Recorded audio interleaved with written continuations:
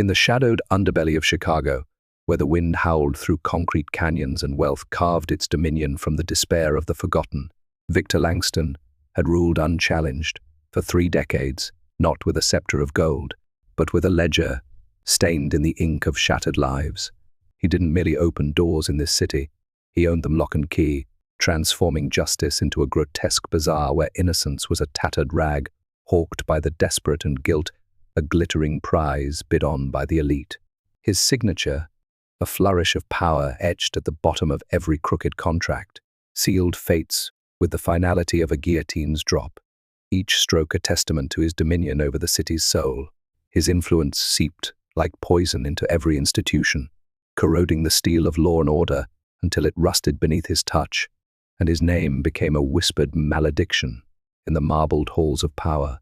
To cross Victor Langston was to tempt annihilation, a swift and merciless end delivered in the silken guise of bespoke suits and concealed beneath the murky depths of offshore vaults. For 30 years, he'd bent the world to his will, a titan who laughed at the notion of consequence. His empire built on the bones of those he'd crushed, families evicted, pensions plundered, dreams snuffed out like candles in a storm. But consequence had never reckoned with Judge Marcus Evans, the last unbroken ember, glowing in a system choked by corruption's ashes. Born amid the jagged edges of Southside's unforgiving streets, Marcus had grown up in a world where survival was a daily war, where his father, Samuel Evans, a steel worker with calloused hands and a quiet dignity, had been broken by Langston's earliest schemes. It was 1972 when Samuel lost their home to a rigged foreclosure, a deal Langston had brokered with a crooked bank, pocketing the profits while the Evans family was cast onto the curb, their belongings scattered like leaves in the wind. Samuel never recovered. The shame and helplessness gnawed at him until his heart gave out 2 years later, leaving Marcus, just 16, to bury him in a pauper's grave and swear an oath over the fresh earth.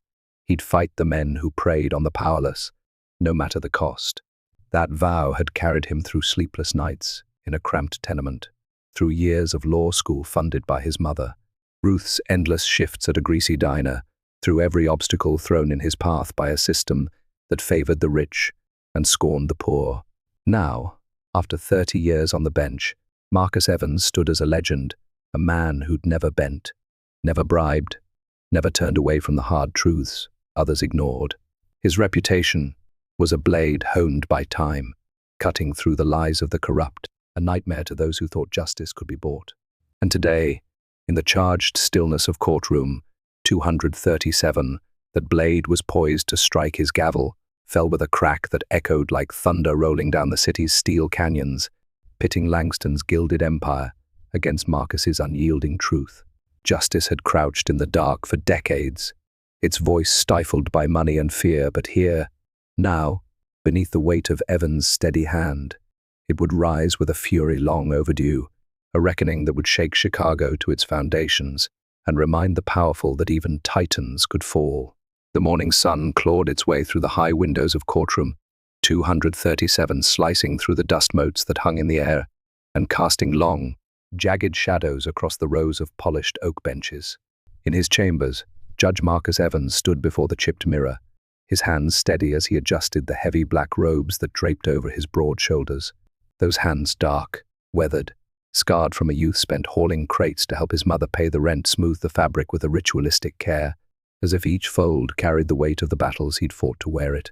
His mind drifted, not to the day ahead, but to the nights of his childhood, the flicker of a kerosene lamp on a warped kitchen table, the sound of his mother Ruth, humming gospel hymns, to drown out the gunfire outside their Southside tenement, the memory of his father Samuel's voice breaking as he confessed they'd lost the house a home. Langston had snatched through a crooked bank deal when Marcus was just a boy. That betrayal had been the ember that sparked his life's fire, a fire that had burned through years of grinding poverty, through the taunts of law school classmates who sneered at his patched clothes, through every case where justice seemed a distant dream. Now, at 62, the face staring back from the mirror was a map of that journey, lines carved deep around his eyes, a jaw set hard against compromise, a gaze that held the weight of every vow he'd kept. This wasn't just another trial. It was personal, a reckoning decades in the making. His clerk, Emily Harper, knocked softly on the doorframe, her voice a gentle intrusion into his reverie. "Your Honor, they're ready for you." Marcus nodded, taking one final look at the reflection, a man forged by loss, tempered by resolve. "Another day to make it right," he murmured to himself, his voice a low rumble as he followed her into the corridor.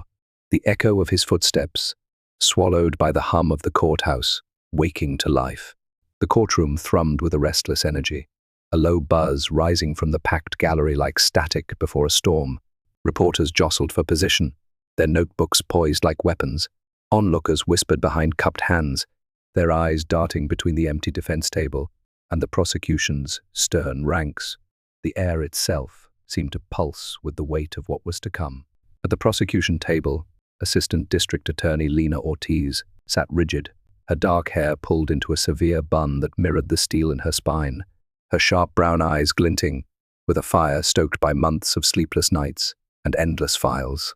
She'd built this case brick by painstaking brick, poring over bank records in the dim glow of her office lamp, tracing the threads of Langston's empire through a maze of shell companies, knowing all the while that his wealth was a fortress few could breach a shield forged from bribes and threats that had kept him untouchable for decades.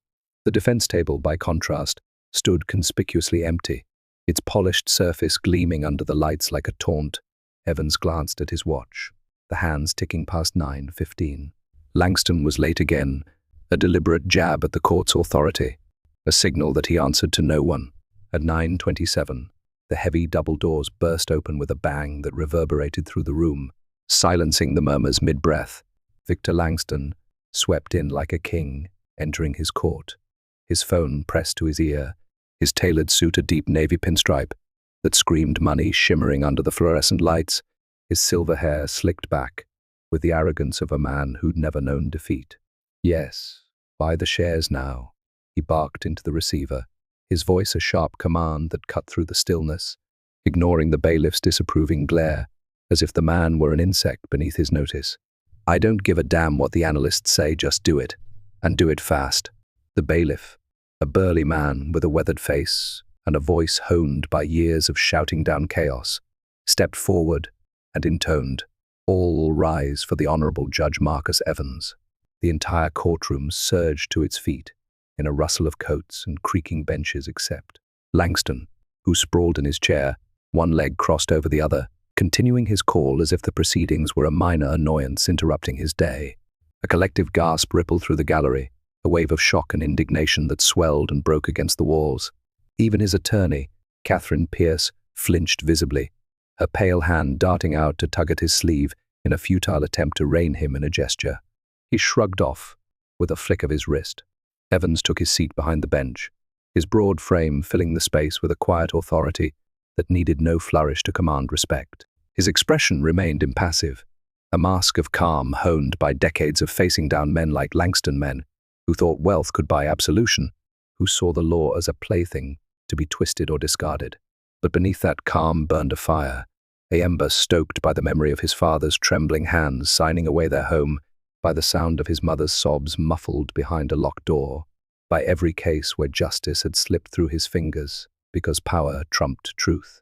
His voice, when it came, carried the weight of that fire, measured and sharp as a blade tempered by time. "Mr. Langston," he said, each syllable deliberate, "this courtroom operates on certain protocols. One of those is standing when the judge enters out of respect for the law, if not for me personally. Another is refraining from conducting phone calls during proceedings. End your call and stand. Now." Langston lowered the phone with a smirk that curled his lips like a predator baring its teeth, letting it linger in his hand for a heartbeat longer than necessary before tucking it into his breast pocket with a theatrical flourish. He remained seated, his posture a calculated insolence, one hand resting casually on the armrest, as if he were lounging in his boardroom rather than facing a federal trial. "My apologies, Your Honor," he drawled, the title dripping with mockery, a velvet glove over a steel fist. "I was handling some rather pressing business matters that, frankly, outweigh this little show, depending on one's perspective." The gallery fell into a hushed stillness, the air thickening with tension as every eye turned to Evans, waiting for his response to this brazen affront. Marcus leaned forward slightly, his dark eyes locking onto Langston's with an intensity that belied his outward calm, a gaze that had stared down murderers, mobsters, and millionaires alike, and never flinched. "Let me clarify your perspective, Mr. Langston," he said, his tone unwavering, each word a stone dropped into the silence. "You are facing federal charges that could lock you away for 30 years, 3 decades behind bars, stripped of your suits and your accounts. Your business can wait, because in this courtroom, it's irrelevant. Stand up." For a long, taut moment, Langston didn't move, his smirk holding like a challenge, his pale blue eyes glinting with a mix of amusement and disdain.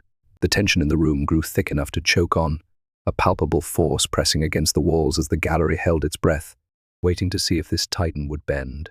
Finally, with a slow, deliberate motion that screamed defiance, a theatrical uncrossing of his legs, a languid rise from the chair he stood, his height imposing even in submission, his smirk never faltering. "Thank you," Evans said, his voice steady as granite, betraying no hint of the satisfaction that flickered beneath his calm. "You may be seated. Let's proceed with the arraignment." Lena Ortiz rose from her seat, her movements crisp and purposeful, her voice slicing through the manufactured hush of the courtroom like a scalpel through flesh. Each charge landed like a blow, her words painting a vivid picture of a man who'd built an empire not on innovation or enterprise, but on the systematic plunder of the vulnerable, a predator in a pinstripe suit who'd turned the city into his personal hunting ground. As Ortiz spoke, her voice rising with the passion of someone who'd seen the human cost up close, the elderly widow she'd interviewed, counting pennies to buy medicine, the factory worker she'd met, sleeping in his car after losing his savings. A court officer approached the bench discreetly, his steps soft against the hardwood floor. He slipped Evans a folded note, his expression neutral, but his eyes flickering with urgency. Marcus unfolded it beneath the desk, reading the scrawled warning in the dim light. "Watch your back. Langston owns half the police department. Evidence has a way of disappearing in his cases." He tucked the note into his robe, his face a mask of stone, betraying no reaction. He'd suspected as much for years. Captain Daniel Reese, the precinct's evidence chief, had a reputation for making inconvenient files vanish, a skill Marcus had first encountered decades ago when the documents proving his father's innocence in a labor dispute mysteriously disappeared from City Hall, leaving Samuel defenseless against Langston's machinations. That loss had been a wound that never healed, a scar that pulsed with every case where justice faltered. But suspicion wasn't proof, and Marcus knew he'd need more than whispers and gut instinct to bring Reese and Langston down. The morning proceeded with a flurry of legal sparring, a dance of motions and counter-motions that tested the limits of the courtroom's patience. Catherine Pierce, sleek and poised in an expensive charcoal suit that matched her steely demeanor, argued skillfully for dismissal on procedural grounds, her voice smooth and practiced as she claimed. The prosecution's evidence was tainted by improper handling warrants too vague, searches too broad, chain of custody broken by sloppy police work. "Your Honor," she said, her tone a blend of confidence and condescension, "the state has failed to meet even the basic standards of due process. These charges should be thrown out before they waste any more of this court's time." Ortiz countered with a fervor born of sleepless nights and relentless determination, her words sharp and unyielding as she laid bare the devastating impact of Langston's schemes. "This isn't about procedure," she shot back, her voice rising with controlled anger. "This is about real people, retired teachers who can't pay their bills because their pensions vanished into Mr. Langston's accounts, factory workers who lost their homes because funds for housing projects were diverted to his offshore vaults, children in underfunded schools while he buys another mansion. The evidence is clear. Your Honor, it's his crimes that shouldn't stand." During a brief recess, Evans stood at his chamber window, watching through the smudged glass as reporters swarmed Langston on the courthouse steps below. The businessman played to the cameras with the ease of a seasoned actor, his silver hair catching the sunlight, his perfect white teeth flashing in a grin that oozed charm. "This is nothing but a witch hunt," he declared, his voice smooth as oil, carrying up to the window where Marcus stood unseen. "Judge Evans clearly has an agenda. I've faced tougher judges than him and walked away every time. The truth will prevail, mark my words." He'd heard it all before, the whispers, the doubts, but they'd never swayed him from his path. Back in his chambers, Lena Ortiz knocked on the door, her face drawn with a worry that aged her beyond her 38 years. "Your Honor, do you have a moment?" she asked, her voice tight with strain. He gestured for her to enter, noting the way her shoulders slumped as she shut the door behind her. "What's troubling you, counselor?" he asked, his tone gentle but firm. She hesitated, then stepped closer, lowering her voice. "Our key witness, the whistleblower from Langston Enterprises. Anna feels she's getting cold feet. Someone's been following her kids, taking photos of them at school. She called me last night, terrified her husband wants her to back out. The police say there's nothing they can do, no evidence of a crime." Evan's jaw tightened, a flicker of anger breaking through his calm facade, the same anger he'd felt as a boy watching his father plead with a cop who'd shrugged and walked away from their stolen home. "Of course they don't," he said, his voice low and hard. "That's Langston's game. He thinks money puts him above the law, and he's got enough cops in his pocket to make it stick. He's dangerous precisely because he believes his wealth is a shield." Ortiz frowned, frustration etching lines across her forehead.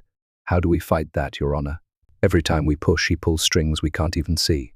Evans paused, leaning back in his chair, his dark eyes studying her with a mix of compassion and steel. "One step at a time, Lena," he said, choosing his words with the care of a man who'd walked this road before. "Build your case, methodically document every threat, every move, every piece of evidence that goes missing. Trust no one outside your immediate team, not the police, not the clerks, not even the janitors. Men like Langston thrive on chaos and fear, but they plant the seeds of their own destruction through their arrogance. Keep pushing the truth as a way of breaking through." As Ortiz left, her shoulders a fraction straighter, Evans found himself drifting back to his own journey to the bench, a path littered with moments that had shaped him, hardened him, taught him the cost of justice. He remembered his first case as a public defender, a raw 26-year-old in a borrowed suit, defending a young black man, falsely accused of robbery, in a corner store holdup. The evidence proving the kid's innocence, a grainy security tape showing him blocks away, had mysteriously vanished from the police station overnight, leaving Marcus to watch helplessly as his client was sentenced to 5 years. That loss had seared a lesson into his bones. Power didn't just bend the law, it broke it, and only vigilance could mend the fractures. It was a lesson that had carried him through every trial since, a lesson that would serve him now as he faced the biggest test of his career, a test not just of law, but of will, of faith in a system he'd spent his life trying to redeem. The afternoon session brought more of Langston's subtle defiance. He answered Ortiz's questions with a barely concealed contempt, his responses dripping with condescension, each word a taunt designed to provoke. "Yes, I moved money offshore," he said at one point, leaning back in his chair with a lazy grin. "It's called business, something you might not understand, Miss Ortiz." Yet Evans caught flickers of unease beneath the bravado, a slight tension in his jaw, when certain dates were mentioned, a fleeting shadow in his eyes, when specific transactions surfaced, as if he knew the noose was tightening, even as he mocked its threads. At the day's end, Langston sauntered out of the courtroom, pausing at the door to throw one last barb over his shoulder. "Don't lose too much sleep over this case, Judge," he called back, his voice a velvet threat laced with amusement. "I'm sure we can come to an understanding one way or another." The implied menace hung in the air like smoke as Evans gathered his papers, his mind turning over the day's events, the note warning of Reese's corruption, Ortiz's report of the threatened witness, the countless lives Langston had upended with a flick of his pen. The path ahead would be a minefield, littered with traps set by a man who'd spent decades perfecting the art of evasion. But Marcus had spent his life preparing for battles like this, battles where the stakes weren't just verdicts, but the soul of justice itself. Later that night, in the modest study of his brick row house on the city's west side, he sat hunched over the day's transcripts, the faint glow of a desk lamp casting shadows across the worn wooden desk his father had built by hand decades ago. The city's hum filtered through the thin walls, distant sirens, the rumble of a passing train, the murmur of neighbors on their stoops, grounding him in the world he'd sworn to protect. His wife, Clara, slipped into the room, her slippers whispering against the hardwood as she set a steaming cup of tea beside him, her presence a quiet comfort that had anchored him through every storm. "Tough case today?" she asked, her voice soft but knowing she'd stood by him since their college days, through the lean years of law school when they'd lived on ramen and hope. through the sleepless nights of his early career, through every battle that had brought him to this bench. "Langston thinks he's above the law," Marcus replied, sipping the tea, its warmth seeping into his tired hands. "He looked at me today like I'm nothing like this robe. This courtroom means less than the dirt under his shoes." Clara rested a hand on his shoulder, her touch firm and steadying. "He's wrong, Marcus," she said, her voice carrying the quiet strength that had held their family together through decades of struggle. "You're more than he'll ever be. Show him what justice looks like when it doesn't bend." Marcus covered her hand with his, drawing strength from her unwavering faith, a faith that had sustained him when the world seemed determined to break him, a faith that reminded him why he'd chosen this path in the first place. He nodded, a faint smile tugging at his lips. "I will," he promised, his voice low but resolute. Tomorrow would bring new challenges, new threats from Langston, new moves from Reese, new attempts to derail the case, but tonight he allowed himself a moment to remember the boy he'd been, standing over his father's grave, vowing to fight for those the powerful discarded. As night deepened outside his window, the city's lights twinkling like stars against the dark, Marcus continued reviewing the transcripts, preparing for the battles ahead. In his mind, he could already see the forces aligning against him: Langston's money like a tidal wave, corrupt police like sharks in its wake, a media eager to twist the narrative into knots, but he'd faced impossible odds before and emerged unbroken. This case would be his crucible, a test of everything he believed about justice and power, but Marcus Evans had never been one to back down from a fight. As he finally rose from the desk, stretching his stiff limbs, he thought of all the people counting on him to stand firm, the victims of Langston's greed, the honest cops fighting their own ranks, the community that saw in him a glimmer of hope amid the darkness.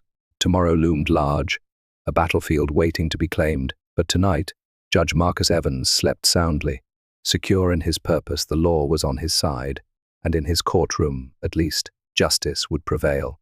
Sunlight spilled through the high windows of Judge Marcus Evans' chambers the next morning, painting the room in a golden haze that softened the edges of the worn furniture, the scuffed oak desk his father had built, the sagging bookshelf stuffed with law journals, the faded armchair where he'd spent countless nights poring over cases that gnawed at his conscience. Marcus stood by the window, gazing out at the city sprawled below, a jagged tapestry of steel and stone stitched together by ambition and betrayal. Chicago was a beast of a place, beautiful in its rawness, brutal in its indifference, and he'd spent his life wrestling with its contradictions, trying to carve out a piece of it where justice could breathe. Yesterday's events lingered in his mind like smoke. Langston's brazen disrespect, the whispered threats in that anonymous note, Ortiz's report of a witness teetering on the edge of collapse.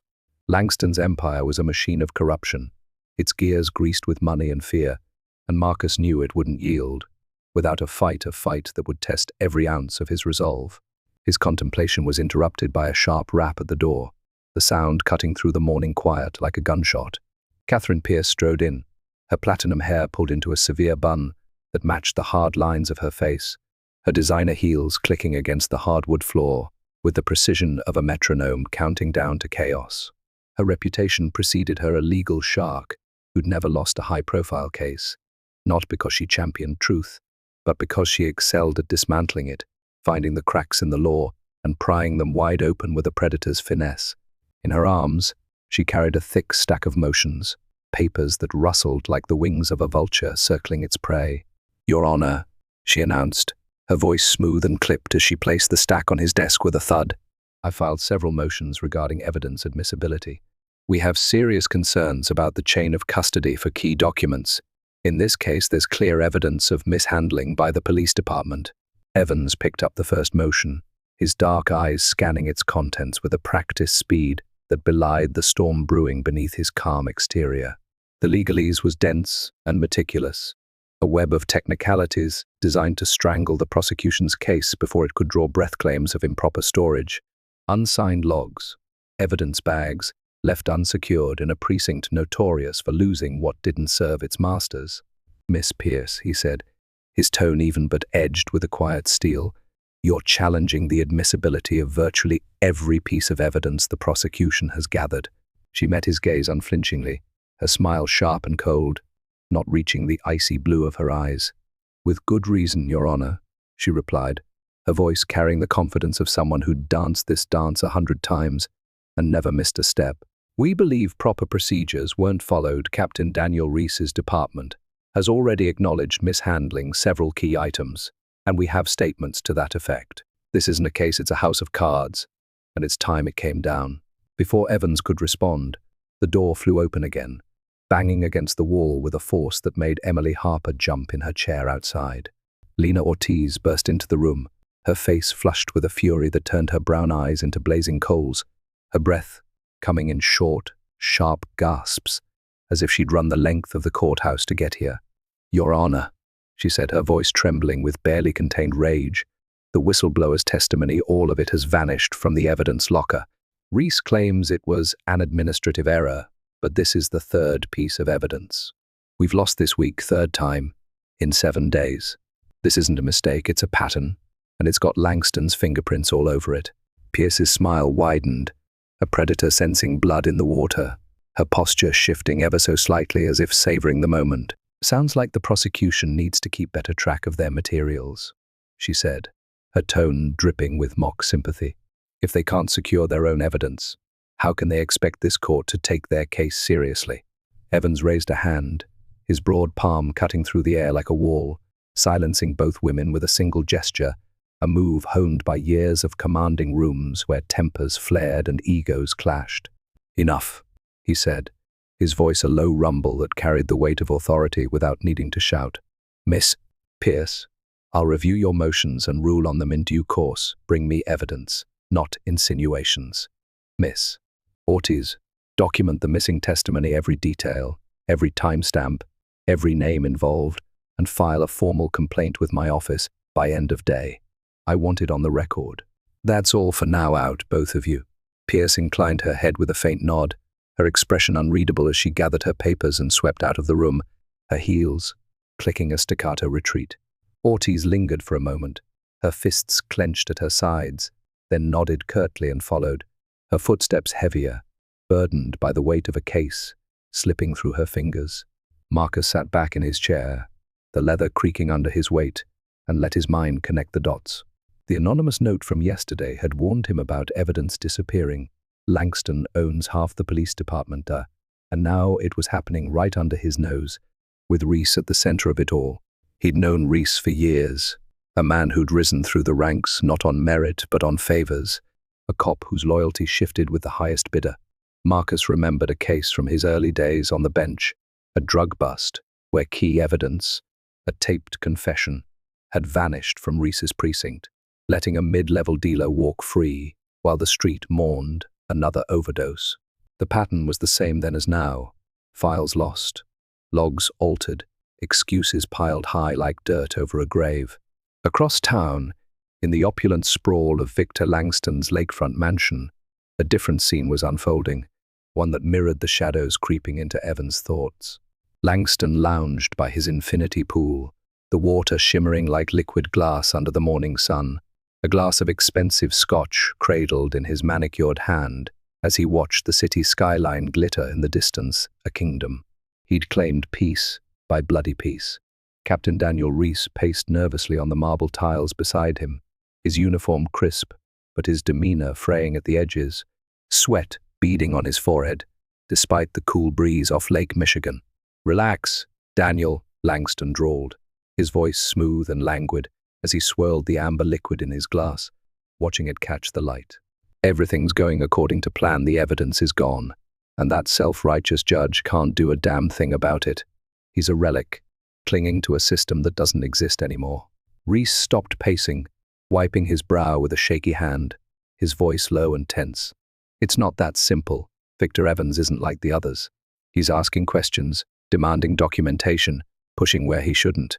My guys are getting nervous, some of them are talking about coming clean." Langston's smirk faded for a fraction of a second, a flicker of irritation crossing his tanned face before he masked it with a chuckle. "That's why I pay you so well," he said, reaching for a manila envelope stuffed with cash crisp, $100 bills that rustled like dry leaves, and sliding it across the glass top table. "Another 100,000 to keep your department cooperative. Split it however you need, but keep them quiet. And Daniel, make sure our friend from accounting Doesn't make it to the witness stand, she's too close to the truth. Reese hesitated, his fingers brushing the envelope as if it burned, then pocketed it with a nod, his eyes darting to the shadows cast by the palm trees lining the pool deck. "I'll handle it," he muttered, his voice barely audible over the lapping water. "But if Evans keeps digging, then dig deeper." Langston cut in, his tone hardening, a glimpse of the steel beneath his polished exterior. "Bury him in paperwork, misdirect his questions, hell. Plant something if you have to. I've built this empire on men like you. Daniel, don't disappoint me now." Reese nodded again, his shoulders slumping as he turned to leave, his footsteps echoing on the marble like a drumbeat of surrender. Neither man noticed the discreet security camera perched high above, its red light blinking silently in the shade of a palm frond, capturing every word, every gesture, a silent witness to the pact that bound them, a thread that would one day unravel their carefully woven lies. Back in Courtroom 237, the power struggle intensified with each passing hour, a chess match played with lives and legacies hanging in the balance. Catherine Pierce filed motion after motion, each one a calculated thrust designed to stall the proceedings and wear down the prosecution's resolve motions to suppress evidence based on chain of custody disputes, motions to delay testimony citing insufficient notice, motions questioning the validity of search warrants that had unearthed Langston's financial records. Her arguments were a labyrinth of legal jargon, dense and impenetrable, meant to bog the trial in quicksand, while Langston watched from the defense table with a smirk that never wavered. Evans maintained his composure, his broad hands folded on the bench, as he addressed each challenge with methodical precision, cutting through Pierce's tangles with rulings that kept the trial moving forward, despite her best efforts. "Motion denied," he said time and again, his voice a steady drumbeat of authority. "The evidence stands proceed."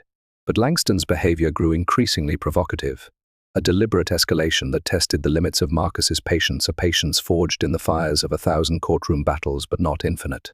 He arrived late each day, strolling in with a casual swagger, as if the courthouse were his personal playground, offering half-hearted apologies that rang hollow in the cavernous room. "Traffic, Your Honor," he'd say with a shrug. "All business doesn't wait," each excuse a jab at the court's authority.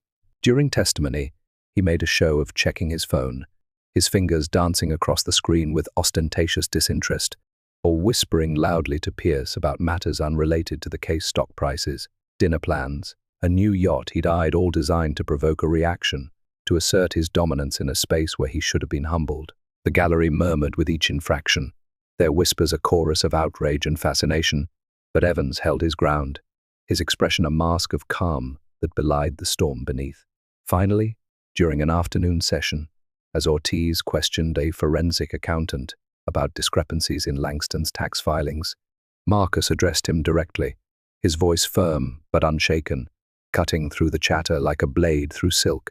"Mr. Langston," he said, his tone carrying the weight of 30 years on the bench, "your continuous disregard for this court's procedures has been noted repeatedly. Should this behavior persist, you will be held in contempt, and I assure you, the consequences will not be to your liking. Is that understood?" Langston looked up from his phone, his smirk unfurling like a flag of defiance, his pale blue eyes glinting with a mix of amusement and challenge. "My apologies, Your Honor," he replied, his voice dripping with condescension, each word a taunt wrapped in velvet. "Sometimes I forget who's supposed to be in charge here. You'll have to forgive me. I'm not used to answering to anyone." The gallery tensed at the implied insult, a ripple of gasps and murmurs spreading through the onlookers like wildfire, but Evans simply nodded, his dignity intact, his dark eyes holding Langston's gaze with an intensity that promised retribution. "Consider this your final warning, Mr. Langston," he said, his voice steady as granite. "Let's proceed with the testimony, Miss Ortiz. Continue." That evening, Lena Ortiz stood alone in a dimly lit parking garage beneath the courthouse, her breath fogging in the cold air as she checked her watch, the hands ticking past 7:00 p.m. Her star witness, Anna Fields, the whistleblower who'd once managed Langston's personal accounts, had agreed to meet her here in secret after receiving threats at her home, threats that had shaken her resolve to the core. Ortiz paced beside her car, her footsteps echoing off the concrete pillars, her mind racing with the weight of a case that felt like it was slipping through her fingers despite her every effort. Anna's testimony was the linchpin details of offshore accounts that could tie Langston directly to the stolen millions. Numbers that matched the records Ortiz had spent months piecing together, but without her, the case was a house built on sand, vulnerable to Langston's next move. Footsteps approached, slow and hesitant, and Ortiz turned to see Anna emerge from the shadows, her face pale and drawn, her hands trembling as she clutched her coat tighter against the chill. "They were at my daughter's school today," Anna whispered, her voice shaking with a fear that bordered on panic, her eyes darting to the dark corners of the garage, as if expecting someone to lunge out. Two officers, they didn't do anything, just stood there watching her on the playground, taking pictures. "My husband wants me to drop out. He says it's not worth it, that Langston will ruin us." Ortiz's heart sank, a cold dread pooling in her stomach. Anna's testimony was their best shot, and now it was crumbling under the weight of Langston's intimidation. "Anna, listen to me," she said, stepping closer, her voice urgent but steady. "We can protect you. The FBI has a witness protection program. We can get you and your family somewhere safe. You don't have to face this alone." Anna laughed bitterly, a sound that echoed hollowly off the concrete walls, her eyes glinting with tears she refused to let fall. "Protect us? Langston has people everywhere. Lena, I've seen what he does to those who cross him. He doesn't just threaten, he destroys. I'm sorry, I can't risk my kids for this." Before Ortiz could respond, Anna turned and hurried away, her footsteps fading into the night, leaving Lena standing alone in the garage, her fists clenched as the shadows closed in around her.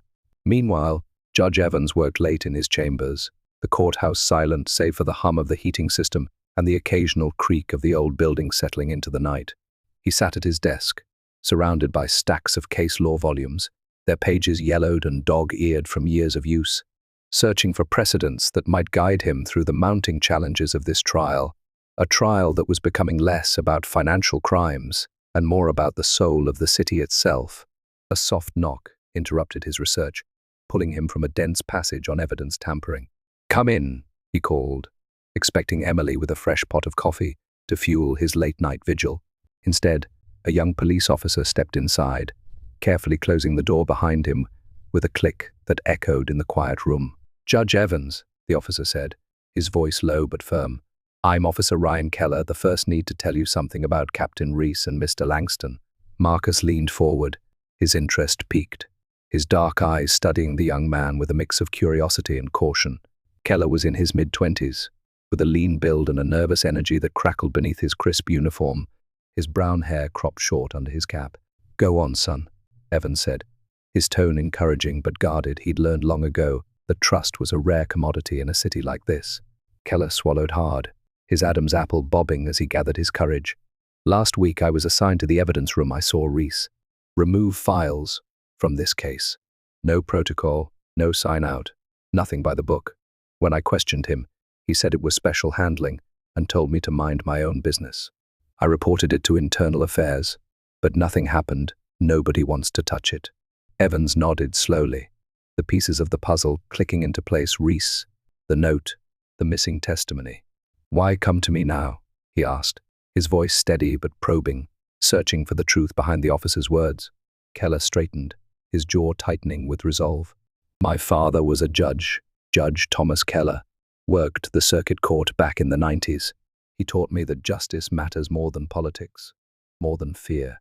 He died when I was a kid, heart attack, after a bribery scandal he wouldn't bend for, but I grew up wanting to honor him, to do what's right, even when it's hard. I can't prove anything solid yet, just what I saw, but I thought you should know. You're the only one who seems to care about the truth in this mess." Evans studied him for a long moment, seeing the echo of his own younger self in the officer's earnestness, the same fire that had driven him to take on cases others shied away from. "Thank you, Officer Keller," he said finally, his voice softening with a rare warmth. "Be ready to testify if it comes to that.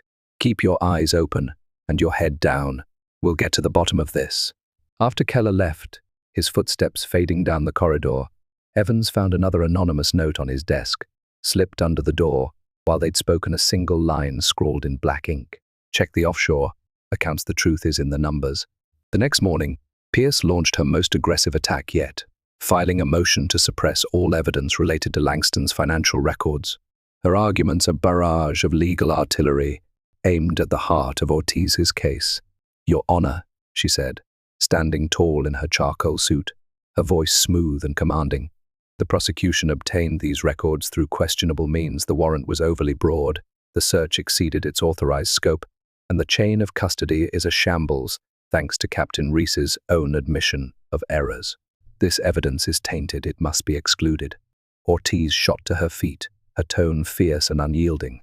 That's absurd. The warrant was properly executed. Every step documented down to the minute, at least until evidence started mysteriously disappearing from Reese's locker. This isn't about procedure, it's about sabotage. Objection, Your Honor, Pierce snapped, her voice rising with indignation. Counsel is making unfounded accusations. She has no proof of tampering, just wild theories. Enough. Evans' voice cut through the argument like a whip, sharp and final, silencing the room with its quiet power. Miss Pierce, your motion is denied. The warrant was valid. The evidence was legally obtained, and the chain of custody issues will be addressed as they arise.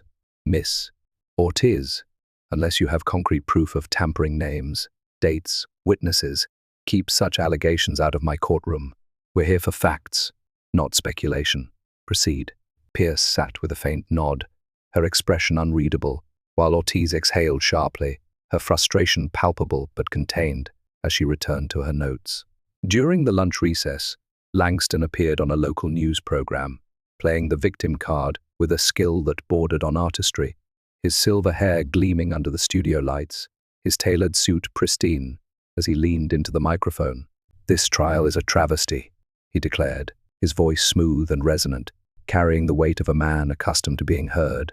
"Judge Evans clearly has a personal agenda. How can anyone expect fairness from a judge who seems more interested in social justice crusades than actual justice? I've built this city's prosperity, and they repay me with slander. I'll fight this to the end." The interview sparked heated debates across news channels and social media, exactly as Langston intended. Commentators dissected Marcus's background, some defending his integrity as a rare pillar in a corrupt system, others questioning whether his roots in Southside's poverty made him biased against a wealthy white defendant like Langston. There, words twisting his life's work into a caricature of vengeance. That afternoon, Ortiz made a breakthrough, or so she thought. A junior accountant from Langston Enterprises, a nervous young man named Peter Grayson, with wire-rimmed glasses and a habit of fidgeting, came forward with documents showing suspicious transfers to offshore accounts, hundreds of thousands moving through shell companies, tied directly to Langston's signature.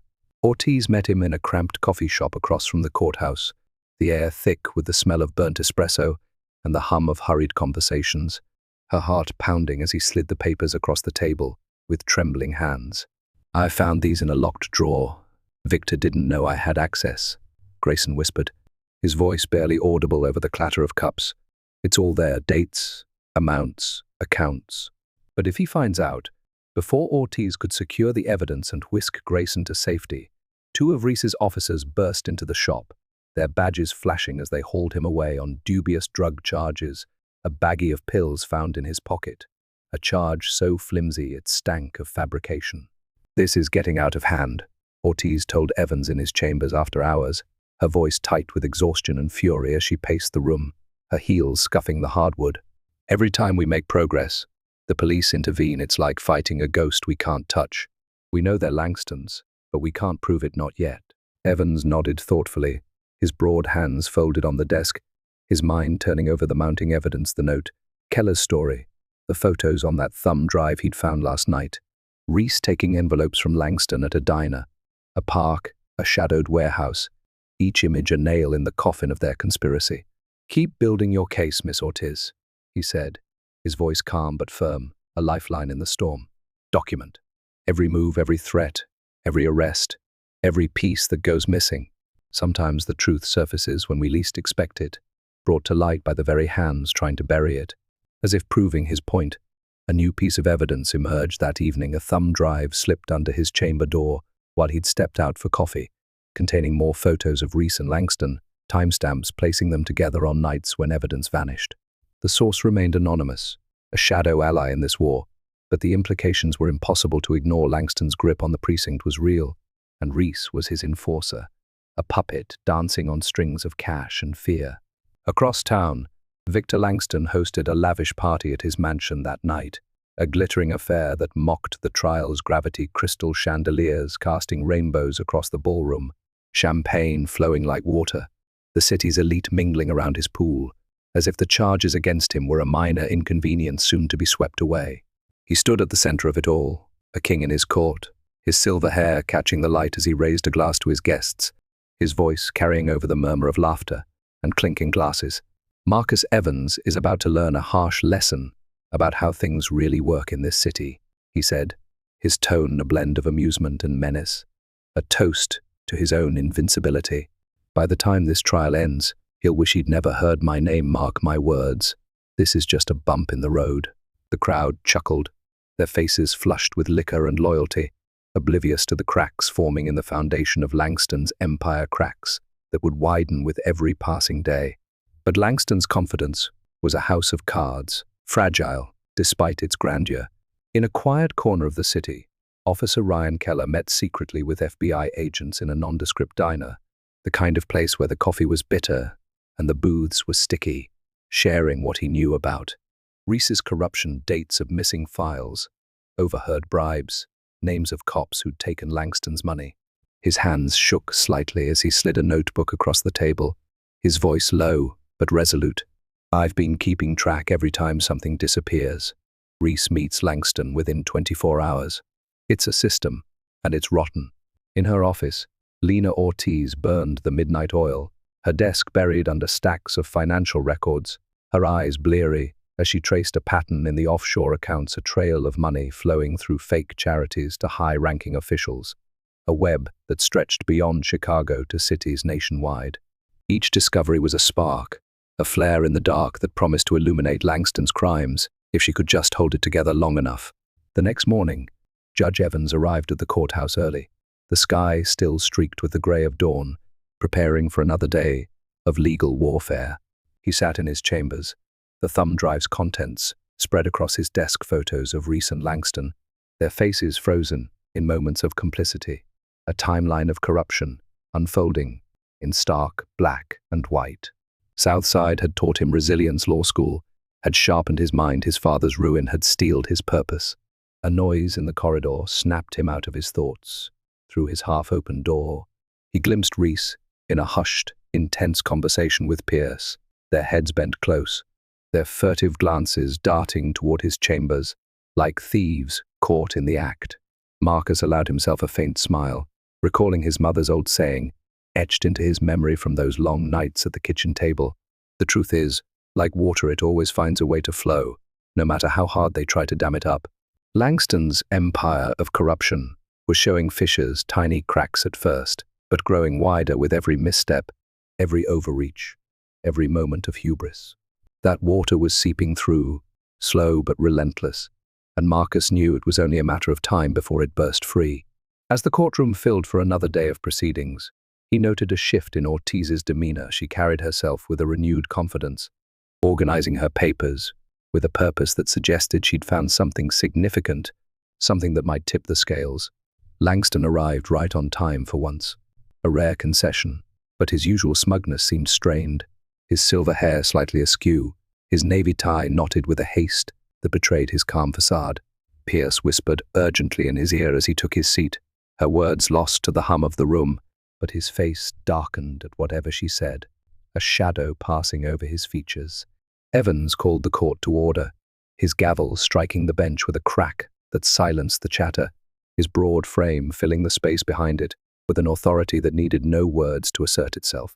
"We will proceed," he said, his voice a steady drumbeat in the tense air, ready for the next round in this high-stakes battle for justice, a battle that was far from over, but one where the tide was beginning to turn, inch by painstaking inch.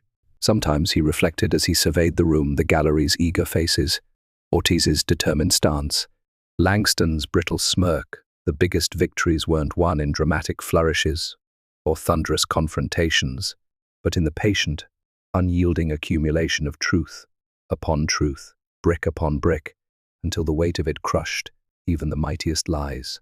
The morning sun streamed through the courtroom windows, illuminating the scales of justice mounted on the wall behind his bench, perfectly balanced, a symbol of what they were fighting for, a system where truth mattered more than money, where justice prevailed over power.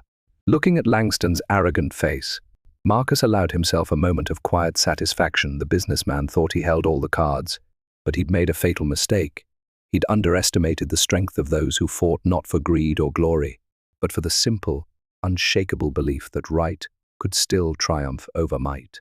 By the third week of the trial, the tension in courtroom 237 had thickened into something palpable, a fever pitch that pulsed through the air like a living thing, wrapping itself around every soul in the room. The jurors perched stiffly in their box, the reporters scribbling furiously in the gallery, the onlookers leaning forward with bated breath, their eyes wide, with a mix of dread and anticipation.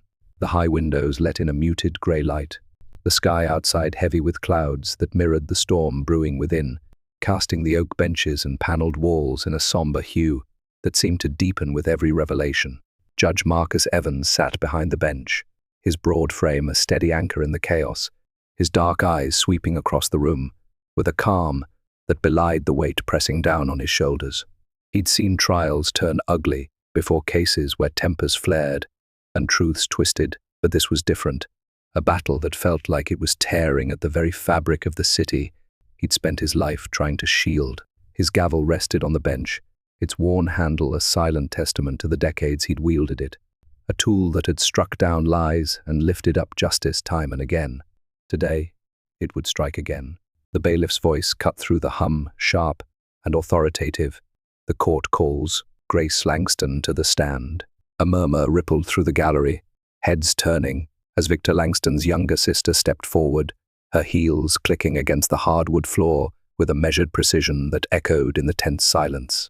Grace was 45, a decade younger than Victor, but the years had etched a different story on her face, not the tanned, smug confidence of her brother, but a quiet resolve shadowed by strain, her green eyes carrying a depth of sorrow that spoke of battles fought in secret. She wore a tailored grey blazer and skirt, understated but sharp, her auburn hair pulled into a tight bun that mirrored the rigidity of her posture as she took her place in the witness box, her hands clasped tightly in her lap, knuckles whitening as she faced the room, and Marcus noted the faint tremor in her fingers, a sign of the courage it took to stand here, under her brother's glare, with the weight of his wrath bearing down on her. Despite the patrol car that had trailed her children to school the day before, an unsubtle threat from Langston's network, she'd chosen to testify, to step into the light, and lay bare the secrets she'd carried for 20 years. Lena Ortiz approached the stand, her dark hair pulled back, her brown eyes glinting with a mix of determination and empathy as she began, her voice steady but warm. "Langston, how long did you work as head accountant for Langston Enterprises?" Grace took a deep breath, her chest rising and falling as she steadied herself, her voice soft at first but growing stronger with each word, as if she were shedding a skin she'd worn too long. 17 years, she said, her gaze flickering briefly to Victor before settling on Ortiz. "I oversaw all financial operations, corporate accounts, investments, Victor's personal holdings, everything that moved money in and out of the company." Ortiz nodded, stepping closer, her tone measured as she pressed forward, guiding Grace through the maze of her testimony. "And during those 17 years, what irregularities did you observe in those operations?" Catherine Pierce shot to her feet, her platinum hair catching the light as she raised her voice in protest.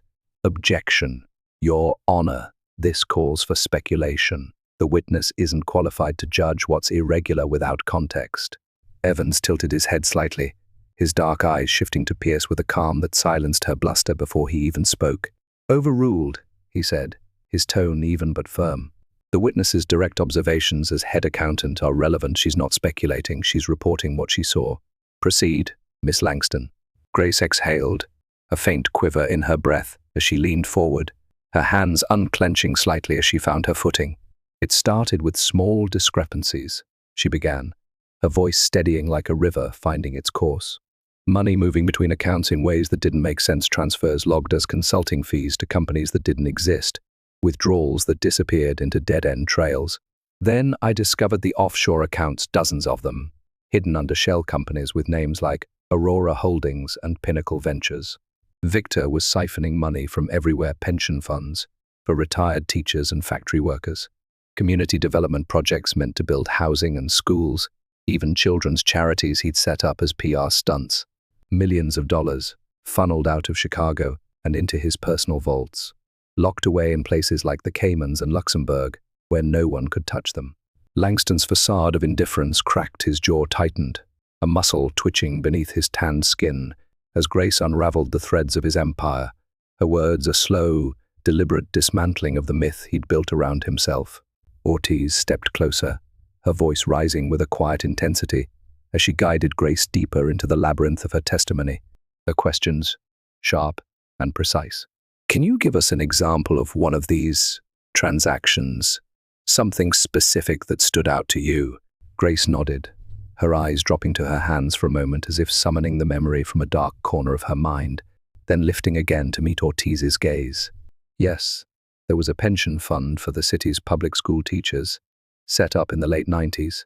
It was supposed to have $50 million money they'd paid into for decades, their safety net. In 2008, Victor ordered me to move $20 million of it into an offshore account under Pinnacle Ventures. He said it was a temporary investment, a way to grow the fund, but it never came back.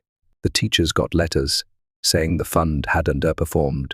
Some lost their homes, others couldn't afford medicine. I saw one of them once. An old woman named Marjorie Kent. She came to the office, begging for answers, crying in the lobby. Victor laughed about it later, said she should have planned better. A hush fell over the courtroom, the gallery's murmurs dying into a stunned silence, as Grace's words painted a picture of callous greed, a man who'd turned desperation into a punchline. Victor's composure fractured further, his hands gripping the edge of the defense table, his knuckles whitening as Grace continued, her voice trembling now not with fear but with a suppressed anger that had simmered for years. The worst part, she said, her green eyes glistening with unshed tears, was seeing where that money was supposed to go. Senior centers forced to shut their doors because their budgets vanished, affordable housing projects abandoned mid-build, their frames rotting in the rain, scholarship funds for kids from South Side like me and Victor, kids who needed a chance, wiped out overnight. He'd laugh about it in board meetings. Call it creative accounting, say the world rewarded the bold, not the weak. I'd sit there, listening, knowing every dollar he bragged about was someone's life he'd crushed. As she spoke, Captain Reese slipped into the courtroom, his broad frame easing into a seat near the back, his uniform crisp, but his face etched with strain. Evans noted the subtle exchange of glances between Reese and Langston, a fleeting look, a silent pact under pressure, and filed it away, another piece in the puzzle of corruption snapping into place. That evening, Grace returned to her modest townhouse in Lincoln Park, a far cry from the ostentatious sprawl of Victor's lakefront mansion, a home she'd bought with her own savings, a quiet rebellion against the wealth she'd helped him amass. She unlocked the front door, her hands still trembling from the weight of her testimony, and froze in the threshold as the scene inside hit her like a blow. The living room in chaos, furniture overturned, cushions slashed open, papers scattered across the hardwood floor like fallen leaves after a storm. Her breath caught in her throat as she stepped inside, glass crunching under her heels from a shattered picture frame, a photo of her with her two kids, Sophie and Ethan, smiling at a park last summer, now lying in shards. Her laptop was gone, her filing cabinet ransacked, even her children's school tablets missing from their backpacks by the couch. Her hands shook as she pulled out her phone and dialed Ortiz, her voice a whisper as fear clawed at her chest. "Lena, they took everything," she said, the words tumbling out in a rush. "My backups, my computer, all my records. They even took my kids' stuff. The police say it's probably random burglars, but I know it's him. It's Victor." Ortiz's voice came through, firm and urgent, cutting through Grace's panic. "Stay where you are, Grace. Don't touch anything. I'm calling the FBI right now. They'll be there soon. We're not letting him win this." Across town, in the shadowed confines of Victor Langston's study, a room lined with dark wood paneling, leather-bound books he'd never read, and a massive desk that gleamed like a throne, Captain Reese sat opposite his benefactor, sharing a glass of bourbon as the fire crackled in the hearth, casting flickering shadows across their faces. Langston leaned back in his chair, his tailored shirt unbuttoned at the collar, his silver hair catching the firelight as he swirled the amber liquid in his glass with a casual ease that belied the storm brewing in his mind. "It's handled," Reese reported, his voice clipped and low, his broad hands wrapped around his own glass as if it could steady his nerves. "Grace won't have anything left to back up her claims. Now my guys made it look like a break-in, clean and simple." Langston tilted his head, his pale blue eyes narrowing as he studied Reese, a faint smirk tugging at his lips. "Good," he said, his tone smooth but edged with a quiet menace. "But she's still a problem. People might believe her even without proof. She's got that bleeding heart sincerity juries eat up. Make sure she understands the consequences of keeping this up. Drive by her kids' school again tomorrow. Maybe follow them to soccer practice. Nothing overt, just enough to remind her what's at stake." Reese nodded, his jaw tightening as he sipped his bourbon, the burn of it doing little to ease the knot in his gut. "Already on it," he said, his voice steady, but his eyes flickering with a hint of unease, a crack in his loyalty that Langston didn't notice, too consumed by his own confidence. "My guys will handle it, same two from yesterday. They know the drill." Neither man saw the silent figure lurking in the darkened hallway just beyond the study. Dora, housekeeper, who'd worked for the Langstons for years, a woman Grace had once befriended over cups of tea in the kitchen during late-night audits. Her name was Maria Torres, a wiry woman in her 50s with sharp eyes and a sharper memory, and tonight she held a phone in her trembling hand, its screen glowing faintly as it recorded every word of their conversation, every damning syllable that spilled from Langston's lips. She'd seen too much over the years: Victor's rages, his glee at others' ruin, the way he'd turned on Grace when she dared to question him, and tonight, her conscience had finally tipped the scales. She slipped away as silently as she'd come, her heart pounding as she hid the phone in her apron, a spark of defiance that would soon ignite a firestorm. The next morning, Ortiz confronted Reese in the courthouse corridor, her voice low and furious as she cornered him near the water fountain, her petite frame radiating an intensity that made him step back, despite his bulk. "You're not even trying to hide it anymore, are you?" she demanded, her brown eyes blazing as she jabbed a finger toward his chest, stopping just short of touching his uniform. "Breaking into a witness's home, threatening her children, is there any line you won't cross for Langston's money?" Reese smirked, a cold, crooked thing that didn't reach his eyes, leaning closer until his breath brushed her face. "Careful, counselor," he said, his voice a low growl. "Making accusations against law enforcement is a serious matter. You've got no proof, just a sob story from a disgruntled sister. Besides, I heard Grace's neighborhood has had a rash of break-ins lately. Maybe she should invest in better security."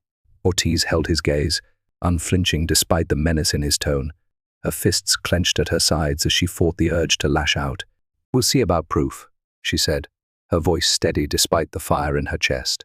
"You're slipping, Reese, and when you fall, Langston won't be there to catch you." Evans watched the exchange from his chamber doorway, his broad frame filling the space as he leaned against the frame, his dark eyes narrowing as he pieced together the confrontation the way.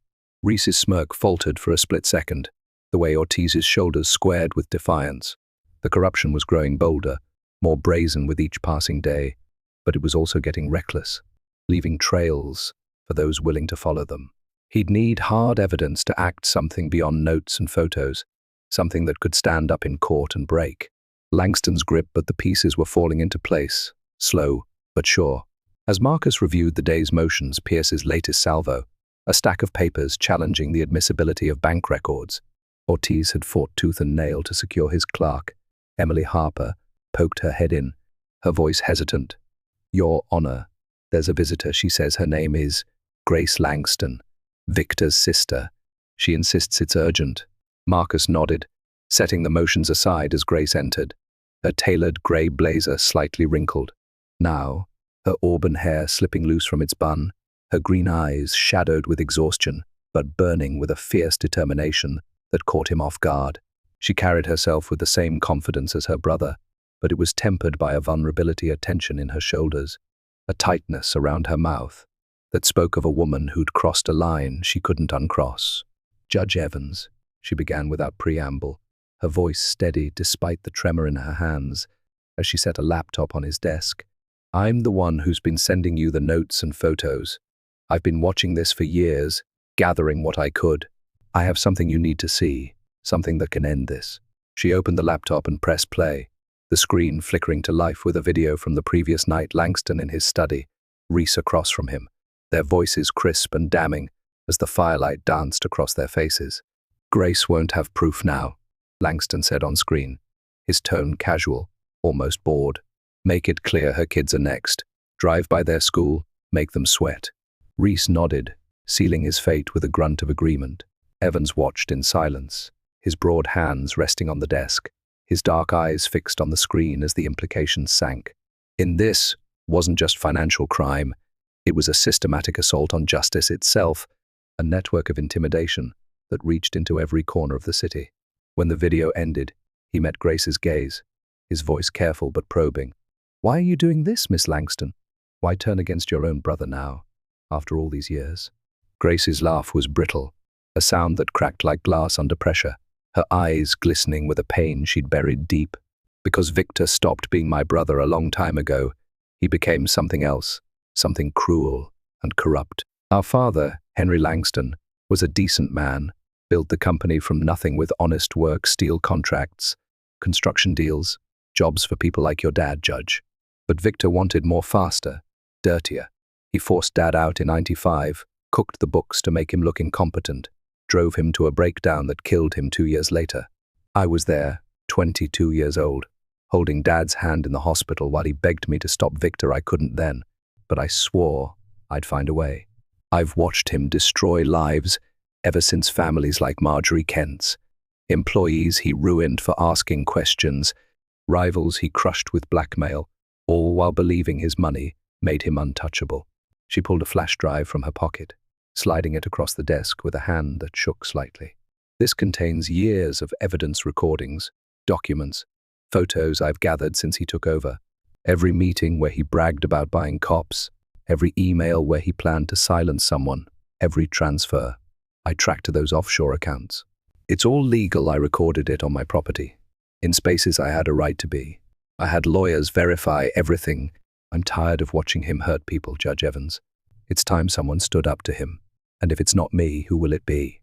Marcus took the drive, his fingers closing around it as he weighed her words, the gravity of what she'd handed him settling into his bones. "If this holds up," he said, his voice low and resolute, "it changes everything. We're not just talking fraud anymore. We're talking a conspiracy that's rotted this city to its core. You're sure you want to take this step? There's no going back." Grace nodded, her jaw tightening with a resolve that mirrored his own. "I've been living with this for 20 years. I'm done hiding. Whatever it takes, I want him stopped." When Grace's evidence was introduced in court the next day, the reaction was immediate and explosive, a shockwave that rippled through the room and beyond its walls.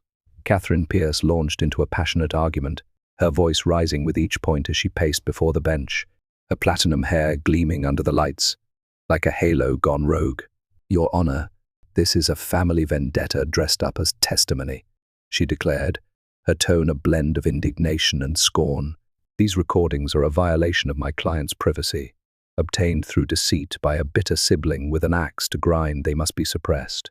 Langston himself lost his careful composure, his silver hair disheveled as he leapt from his seat, his voice a roar that echoed off the paneled walls.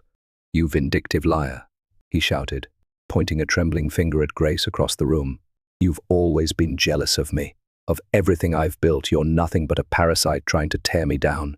The gallery erupted in gasps and murmurs, reporters scribbling frantically as the mask of the polished businessman fell away, revealing the raw fury beneath.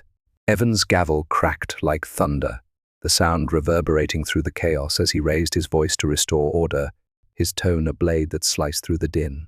"Order in this court," he commanded, his dark eyes flashing with authority. "Miss Pierce, the evidence was legally obtained on property. Miss Langston had rightful access to. It's admissible, and it stands. Mr. Langston, control yourself, or you'll be held in contempt." One more outburst, and you're out of here. Ortiz seized the moment, stepping forward with a calm that belied the fire in her chest as she methodically presented Grace's evidence, starting with the video of Langston ordering the intimidation of his own sister. The courtroom fell silent as his voice spilled from the laptop speakers, cold and commanding, laying bare his true nature, the casual cruelty, the absolute belief in his own impunity, the way he treated lives like pawns in a game he'd rigged from the start. "He thinks he's above the law," Grace testified later that afternoon, her voice steady now as she faced the jury, her green eyes meeting each of their gazes with a quiet plea for understanding. "He told me once, years ago, The justice is just another commodity to be bought and sold. Everything has a price, he said, and I've got the cash to pay it. The only difference between him and a common criminal, he'd laugh, was that he could afford a better class of crime, a better suit, a better lawyer, a better lie. As she spoke, Langston scribbled furiously on a legal pad, his pen scratching against the paper like a claw, passing it to Pierce with a glare that could have melted steel. Pierce read it with a frown, her lips tightening, as she requested a brief recess.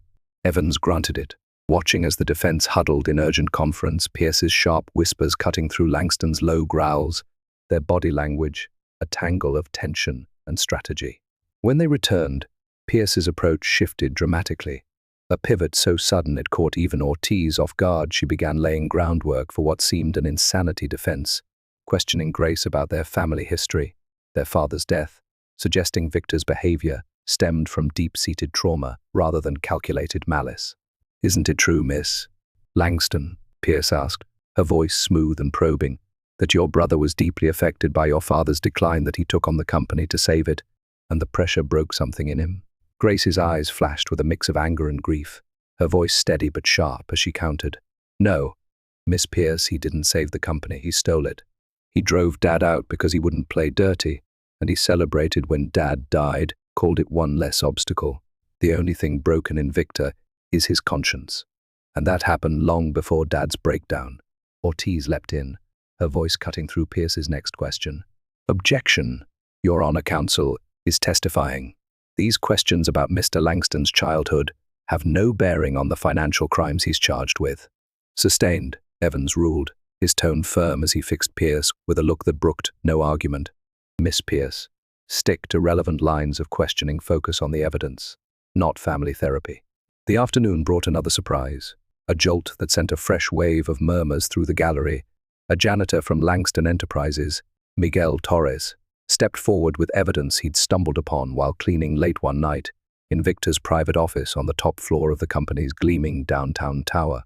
Miguel was a wiry man in his late 40s, his dark hair streaked with gray, his hands rough from years of labor, his brown eyes steady, despite the nervous twitch in his jaw as he took the stand.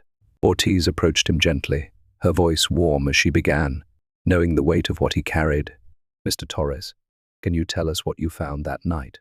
Miguel nodded, swallowing hard as he gripped the edge of the witness box, his voice low but clear. "I was working late Victor's office, after hours, maybe 2 a.m. He'd left papers on his desk, usually he locks everything up, but that night he didn't. I saw lists, names, dates, amounts, police officers, judges, city council members' payoffs, hundreds of thousands each, dates, matched times, when cases against him got dropped or evidence went missing. I didn't take them too scared, but I wrote down what I could remember, kept it in my locker at home." Ortiz held up a photocopy of a crumpled notebook page. Miguel's shaky handwriting scrawled across it names like Reese D., $50 K, 3/15, and Judge Vance, $200 K, 6/20 seconds, and entered it into evidence, her voice rising with a quiet triumph. "This corroborates Miss Langston's testimony, specific payments tied to specific acts of corruption. What did Mr. Langston say about these lists, Mr. Torres?" Miguel's jaw tightened, his eyes flickering to Langston across the room, who sat rigid, his face a mask of barely contained rage. "He didn't know I saw them, but I heard him once, on the phone that night, laughing. Said something like, 'Half the city's on my payroll, nobody's dumb enough to bite the hand that feeds them.' He sounded proud, like it was a game he'd won."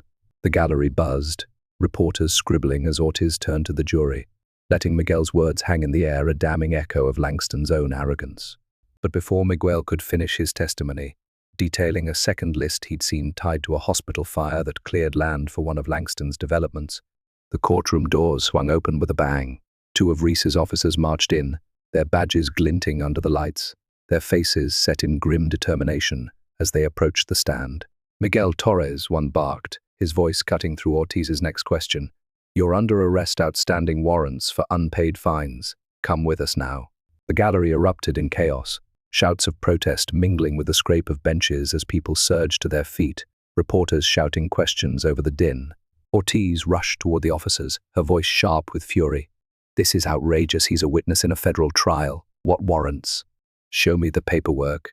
The officer shrugged, his smirk a mirror of Reese's as he flashed a flimsy printout traffic tickets from years ago, suddenly escalated to an arrest order. Laws, the law, counselor, he said, cuffing Miguel's wrists as the janitor's face paled, his eyes darting to Ortiz in desperation. Help my family, he whispered as they dragged him away, his voice lost in the uproar. Ortiz spun toward Evans, her hands slamming onto the prosecution table as she shouted over the noise. Your Honor, this is witness intimidation, plain and simple. They're silencing him before he can finish. Pierce leapt up, her voice a counterpoint of calm disdain. Objection, speculation. The police are simply enforcing existing warrants. Counsel has no evidence of a conspiracy here. Evans' gavel slammed down, 3 sharp cracks that silenced the room like gunshots, his voice rising with a rare edge of anger as he restored order. Enough. The court will recess for 30 minutes, Miss Ortiz. Get me those warrants. Miss Pierce, prepare to explain why your client's interests align so neatly with police timing. We'll reconvene, and I want answers. As the gallery buzzed and the officers hauled Miguel out, Marcus watched Langston's faint smirk, a flicker of triumph that didn't reach his eyes, a sign he still thought he held the upper hand.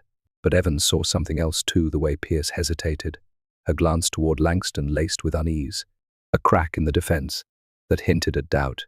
That night, Ortiz raced to the precinct, her heels pounding the linoleum as she demanded to see Miguel, only to find him already processed and transferred to a holding cell across town, a move so swift it reeked of coordination. This is ridiculous, she protested to the desk sergeant, a burly man with a bored expression who shrugged without looking up from his paperwork. Those warrants appeared the day he testified. Check the dates. They're backdated.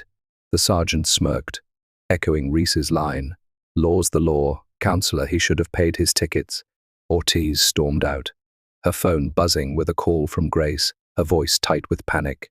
They drove by the school again, 2 cops, same ones, watching Sophie's soccer practice. I can't do this, Lena. Ortiz's heart sank, but her voice stayed firm. Hold on, Grace, the FBI's on it. We're close, I promise. Across town, Langston stood at his study window, the city glittering below like a prize he'd claimed, his perfectly manicured hand clenching around a glass of scotch as he dialed a number, a call that would set in motion events that would shock even those who thought they'd seen his darkest side. Back in his chambers, Marcus reviewed Grace's flash drive late into the night, the glow of his laptop casting shadows across his face as he listened to recording after recording Langston's voice. Cold and commanding, plotting intimidation, bribing officials, laughing at the ruin he'd sown. One stood out, a conversation from 3 years ago. Victor on the phone with Reese about a reporter digging into his finances. Make it look random, mugging gone wrong, whatever works. She's getting too close. The reporter, Ellen Hayes, had ended up in a coma after a supposed street robbery. No suspects, no leads, until now. Marcus leaned back, the weight of it settling into his bones. This wasn't just a trial, it was a war, and Langston was fighting dirty. A soft knock interrupted him, Emily with coffee, her face pale. Your Honor, there's a note slipped under the door. He took it, unfolding the single line. Watch the recording Grace mentioned. It's his end. Whatever it was, Marcus knew it could break this wide open if he could keep his witnesses alive long enough to use it. By the 3rd week of the trial, the air in Courtroom 237 had thickened into a living, breathing entity of feverish tension that wrapped itself around every soul present, coiling tight like a spring, primed to snap. The high windows, framed in heavy iron, filtered a muted grey light through panes streaked with decades of city grime, the sky outside swollen with low, brooding clouds that pressed down on Chicago like a lid on a simmering pot. That light bathed the room in a somber hush, casting long, jagged shadows across the polished benches and the dark wood-paneled walls that seemed to sag under the weight of secrets they'd absorbed over the years, secrets now clawing their way into the open. The courtroom smelled faintly of old wood and stale coffee, a scent that mingled with the sharp tang of sweat and the rustle of papers, creating an atmosphere thick with the promise of reckoning. Judge Marcus Evans sat behind the bench, his broad frame an immovable anchor amid the swelling chaos, his presence a steadying force that held the room together even as it teetered on the edge of collapse. At 62, he carried the weight of 3 decades on the bench, in the lines of his face, deep furrows around his dark eyes, a jaw set hard against compromise, a forehead creased by years of wrestling with the law's imperfections. His black robes hung heavy on his shoulders, the fabric worn but pristine, a symbol of the duty he'd never shirked, and his hands rested on the bench with a calm that belied the storm brewing beneath his surface, a storm fueled by the memory of his father, Samuel's ruin at Langston's hands, by every case where justice had slipped away because power trumped truth. The gavel lay within reach, its handle smoothed by countless strikes, its head chipped from years of delivering verdicts that had shaped lives, guilty pleas that sent men to prison, acquittals that set them free, rulings that had sometimes left Marcus sleepless, wondering if he'd done enough. Today, it would strike again, and he felt the weight of that promise in his bones, a promise to the boy he'd been, standing over his father's grave in a Southside cemetery, the wind whipping through his threadbare coat as he swore to fight for those the powerful discarded. This wasn't just a trial, it was a war, a battle for the soul of the city he'd spent his life trying to protect, and Marcus knew every move mattered.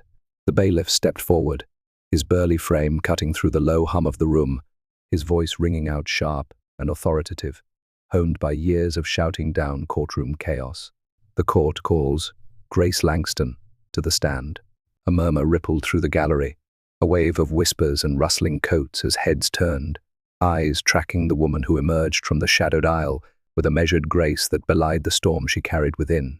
Grace Langston, Victor's younger sister, was 45, a decade his junior, but the years had carved a different path across her features, not the tanned, smug confidence that defined her brother, but a quiet resolve, shadowed by a deep, abiding sorrow that seemed to seep from her very pores. Her auburn hair was pulled into a tight bun, a few strands slipping loose to frame a face pale with exhaustion, her green eyes sharp and piercing, yet clouded with a pain that spoke of battles fought in silence. She wore a tailored grey blazer and matching skirt, understated but impeccably cut, a stark contrast to Victor's ostentatious navy pinstripes, a choice that hinted at her rejection of the wealth she'd once helped him amass. Her heels clicked against the hardwood floor with a rhythm that echoed through the tense silence, each step a declaration of intent as she approached the witness box, her posture rigid, her hands clasped tightly in her lap as she settled into the seat. Marcus noted the faint tremor in her fingers, the way her knuckles whitened as she gripped her hands together, a sign of the raw courage it took to stand here, under her brother's searing glare, with the weight of his wrath pressing down on her like a physical force. Across the room, Victor Langston sat at the defense table, his silver hair gleaming under the fluorescent lights, his tailored suit pristine despite the hours spent in court, his pale blue eyes fixed on Grace with a mixture of fury and disbelief that twisted his handsome features into something feral. He leaned forward slightly, his broad shoulders tense, his manicured hands gripping the table's edge as if anchoring himself against the tide of her words, a tide he knew could drown him if it broke free. Beside him, Catherine Pierce sat poised, her platinum hair catching the light like a halo gone rogue, her charcoal suit a sleek armor that matched the steel in her spine, her icy blue eyes darting between Grace and her client with a flicker of unease she couldn't quite mask. Lena Ortiz approached the stand, her dark hair pulled back into a severe bun that mirrored the intensity in her brown eyes, her movements crisp and purposeful as she began, her voice steady but infused with a warmth that drew Grace out of her shell. "Miss Langston," Ortiz said, pausing to let the name settle into the room, "how long did you work as head accountant for Langston Enterprises?"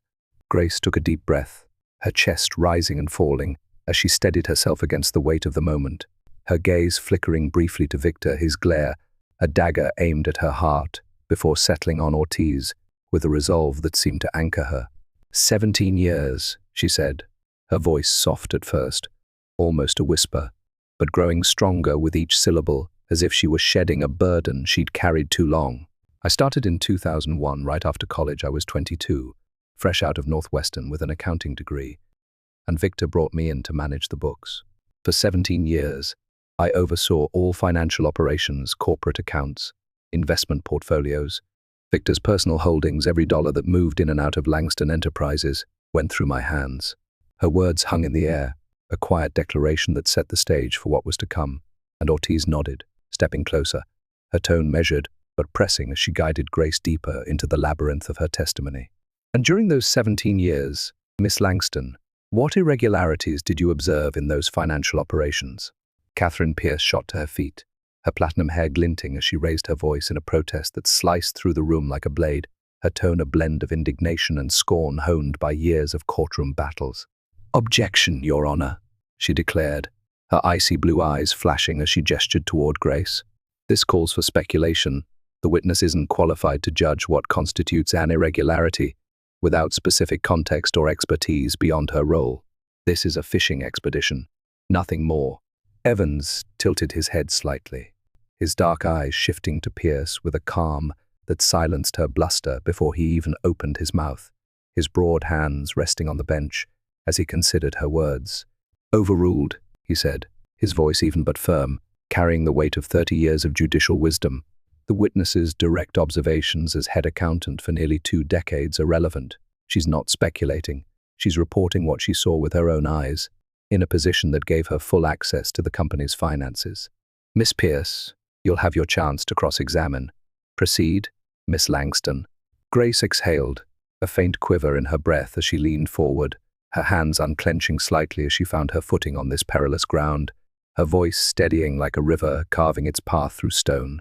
"It started with small discrepancies," she began, her green eyes fixed on Ortiz, though her mind seemed to drift back to those early years, sitting in a cramped office on the 10th floor of Langston Enterprises' gleaming downtown tower, surrounded by ledgers and computer screens, a young woman eager to prove herself to the brother she'd once idolized. Money moving between accounts in ways that didn't add up, transfers logged as consulting fees to companies I couldn't find in any directory, withdrawals that disappeared into dead-end trails with no receipts or explanations. At first, I thought it was sloppy bookkeeping mistakes from the old guard who'd run things before me. I'd ask Victor about it, and he'd wave it off, say it was standard practice or temporary adjustments. But then I dug deeper, started cross-checking the numbers myself, late at night when the office was empty, and I found the offshore accounts. Dozens of them, hidden under shell companies, with names like Aurora Holdings, Pinnacle Ventures, Eclipse Partners, entities that existed only on paper, with no employees, no offices, just bank accounts, in places like the Cayman Islands, Luxembourg, Panama.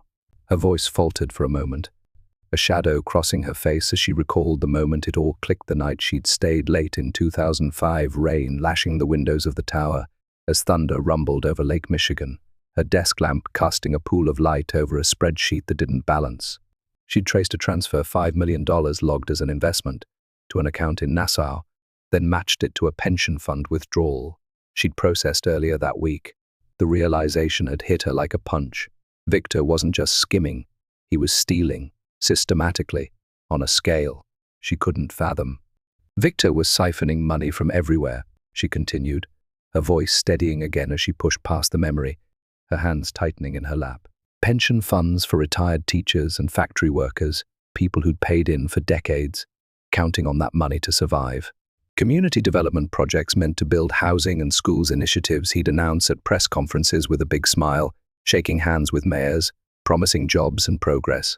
Even children's charities he'd set up as PR stunts, little organizations, with names like Bright Futures that he'd parade in ads, then drain dry behind closed doors.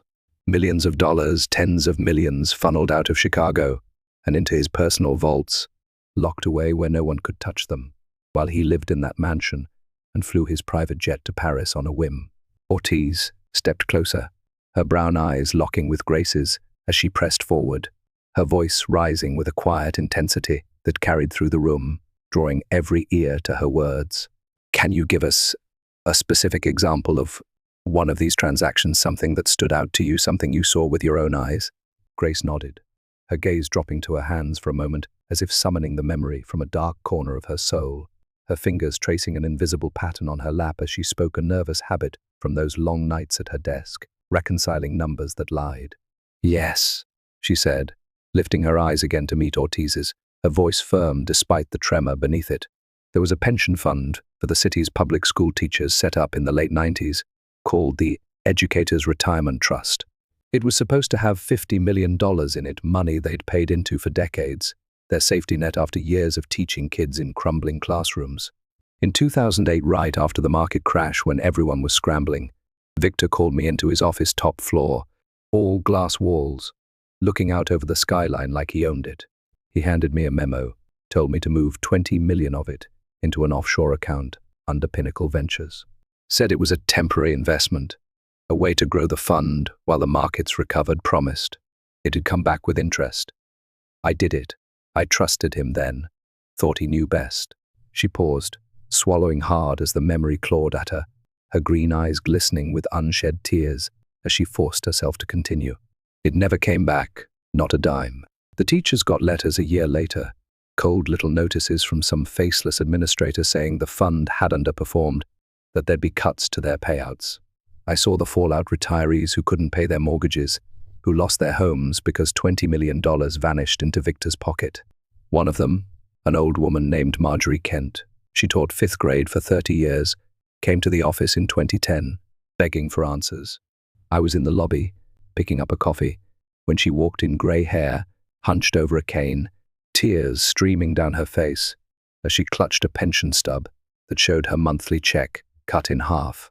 She pleaded with the receptionist, said she couldn't afford her pills anymore, asked why her money was gone. Victor saw her from the elevator, laughed when he got upstairs, said she should have planned better, that weaklings always whine. I went home that night and cried, first time I realized what he'd become, what I'd helped him do. A hush fell over the courtroom, the gallery's murmurs dying into a stunned silence as Grace's words painted a vivid, gut-wrenching picture not just of greed, but of a callous indifference that turned human suffering into a punchline. Victor's composure shattered further, his hands gripping the edge of the defense table, so tightly his knuckles turned white, a muscle twitching beneath his tan jaw as Grace peeled back the layers of his empire, her testimony a slow, deliberate dismantling of the myth he'd built around himself, the benevolent Tycoon, the visionary leader. His pale blue eyes burned with a fury that seemed to radiate outward, a heat that reached Grace across the room and made her flinch despite her resolve. But she pressed on, her voice trembling now, not with fear but with a suppressed anger that had simmered for decades, bubbling up through the cracks of her restraint. The worst part wasn't the money, she said, her gaze shifting to the jury, pleading with them to see the truth in her eyes. He'd sit in board meetings, sipping his scotch, laughing about it, call it creative accounting, say the world rewarded the bold, not the weak, that anyone who couldn't keep up deserved to fall. I'd sit there, listening, knowing every dollar he bragged about was someone's life. He'd crushed someone's home, someone's medicine, someone's dream. As she spoke, Captain Daniel Reese slipped into the courtroom, his broad frame easing into a seat near the back, his uniform crisp and starched, but his face etched with a strain that deepened the lines around his mouth, and eyes a man walking a tightrope that was fraying beneath his feet. Marcus noted the subtle exchange of glances between Reese and Langston, a fleeting look, a tightening of Reese's jaw, a faint nod from Victor that carried the weight of a pact under pressure, and filed it away, another thread in the tapestry of corruption he was weaving in his mind. Reese's presence here wasn't coincidence. It was a signal, a reminder to Grace of the eyes watching her every move, the hands ready to strike if she pushed too far. But Grace didn't falter. She met Ortiz's gaze and pressed on, her voice steadying as she laid bare the scope of Victor's crimes. Each word a stone dropped into the still waters of the courtroom, sending ripples that threatened to swamp the defense. Ortiz seized the momentum, her voice rising with a quiet triumph as she guided Grace deeper into the heart of her testimony, her questions sharp and precise, cutting through the haze of Langston's denials. Miss Langston, can you tell us more about how these offshore accounts operated, how Victor directed these transfers, what he said about them? Grace nodded, her hands unclenching slightly as she leaned forward, her green eyes glinting with a mix of resolve and regret as she dredged up the details from the depths of her memory. He was meticulous about it, obsessive even, she said, her voice steady but tinged with a bitterness that had festered over the years. Every transfer had to go through me. He'd call me into his office, usually late at night when the tower was empty, the city lights blinking outside like stars he thought he owned.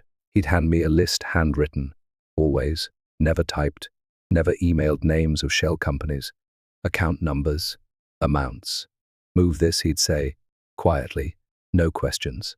If I hesitated, asked what it was for, he'd get this look cold, hard, like I'd betrayed him, and say, "You don't need to know, Grace, just do your job. This is how we win." He kept a ledger, too, a black leather book locked in his desk drawer.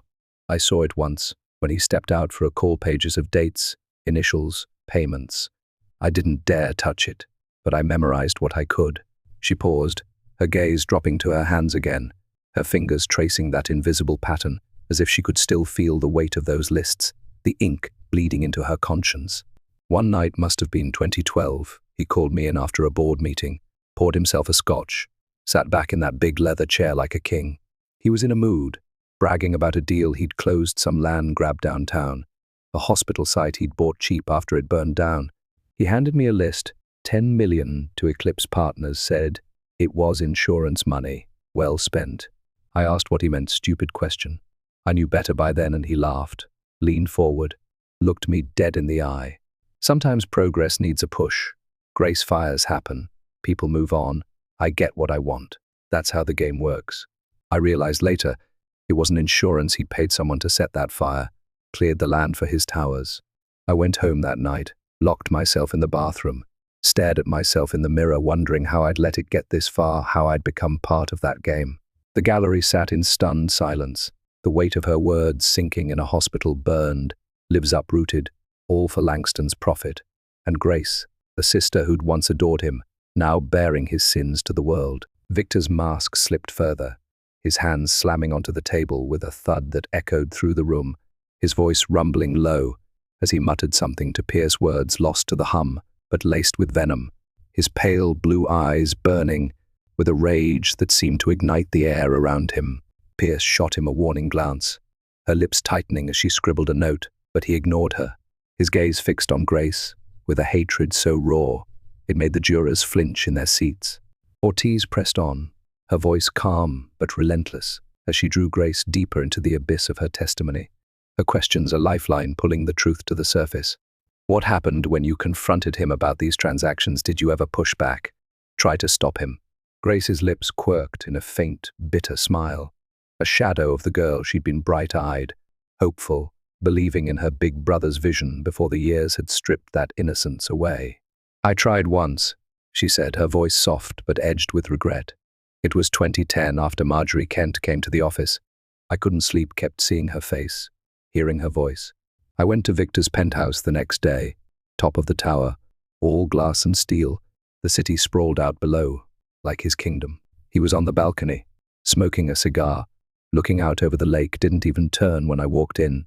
I told him we had to stop, said the pension fund was wrong, that people were suffering, that Dad wouldn't have wanted this. He laughed, didn't even look at me, just said, 'Dad was weak, Grace, that's why he's dead, and I'm here. You want to play saint? Go join a convent. This is business, and you're in or you're out.' I stayed in, God help me.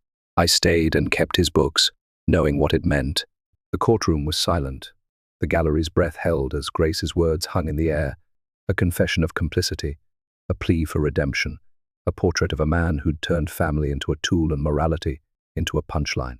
Marcus watched Langston, noting the way his hands trembled slightly despite his grip on the table, the way his smirk faltered for a split second, a crack in the armor that hinted at fear beneath the fury. Ortiz stepped back, letting Grace's testimony settle over the room like a shroud, then turned to the jury, her voice steady as she underscored the weight of what they'd heard. "Miss, Langston has given us a window into Victor Langston's world, a world where money buys silence, where lives are collateral damage, where justice is a commodity he thinks he owns. We'll show you the evidence to back every word, bank records, emails, transactions that match her account." Pierce leapt up, her voice sharp with exasperation. "Your Honor, this is narrative hearsay. She's spinning a story, not proving facts." "Overruled," Evans said, his tone unyielding.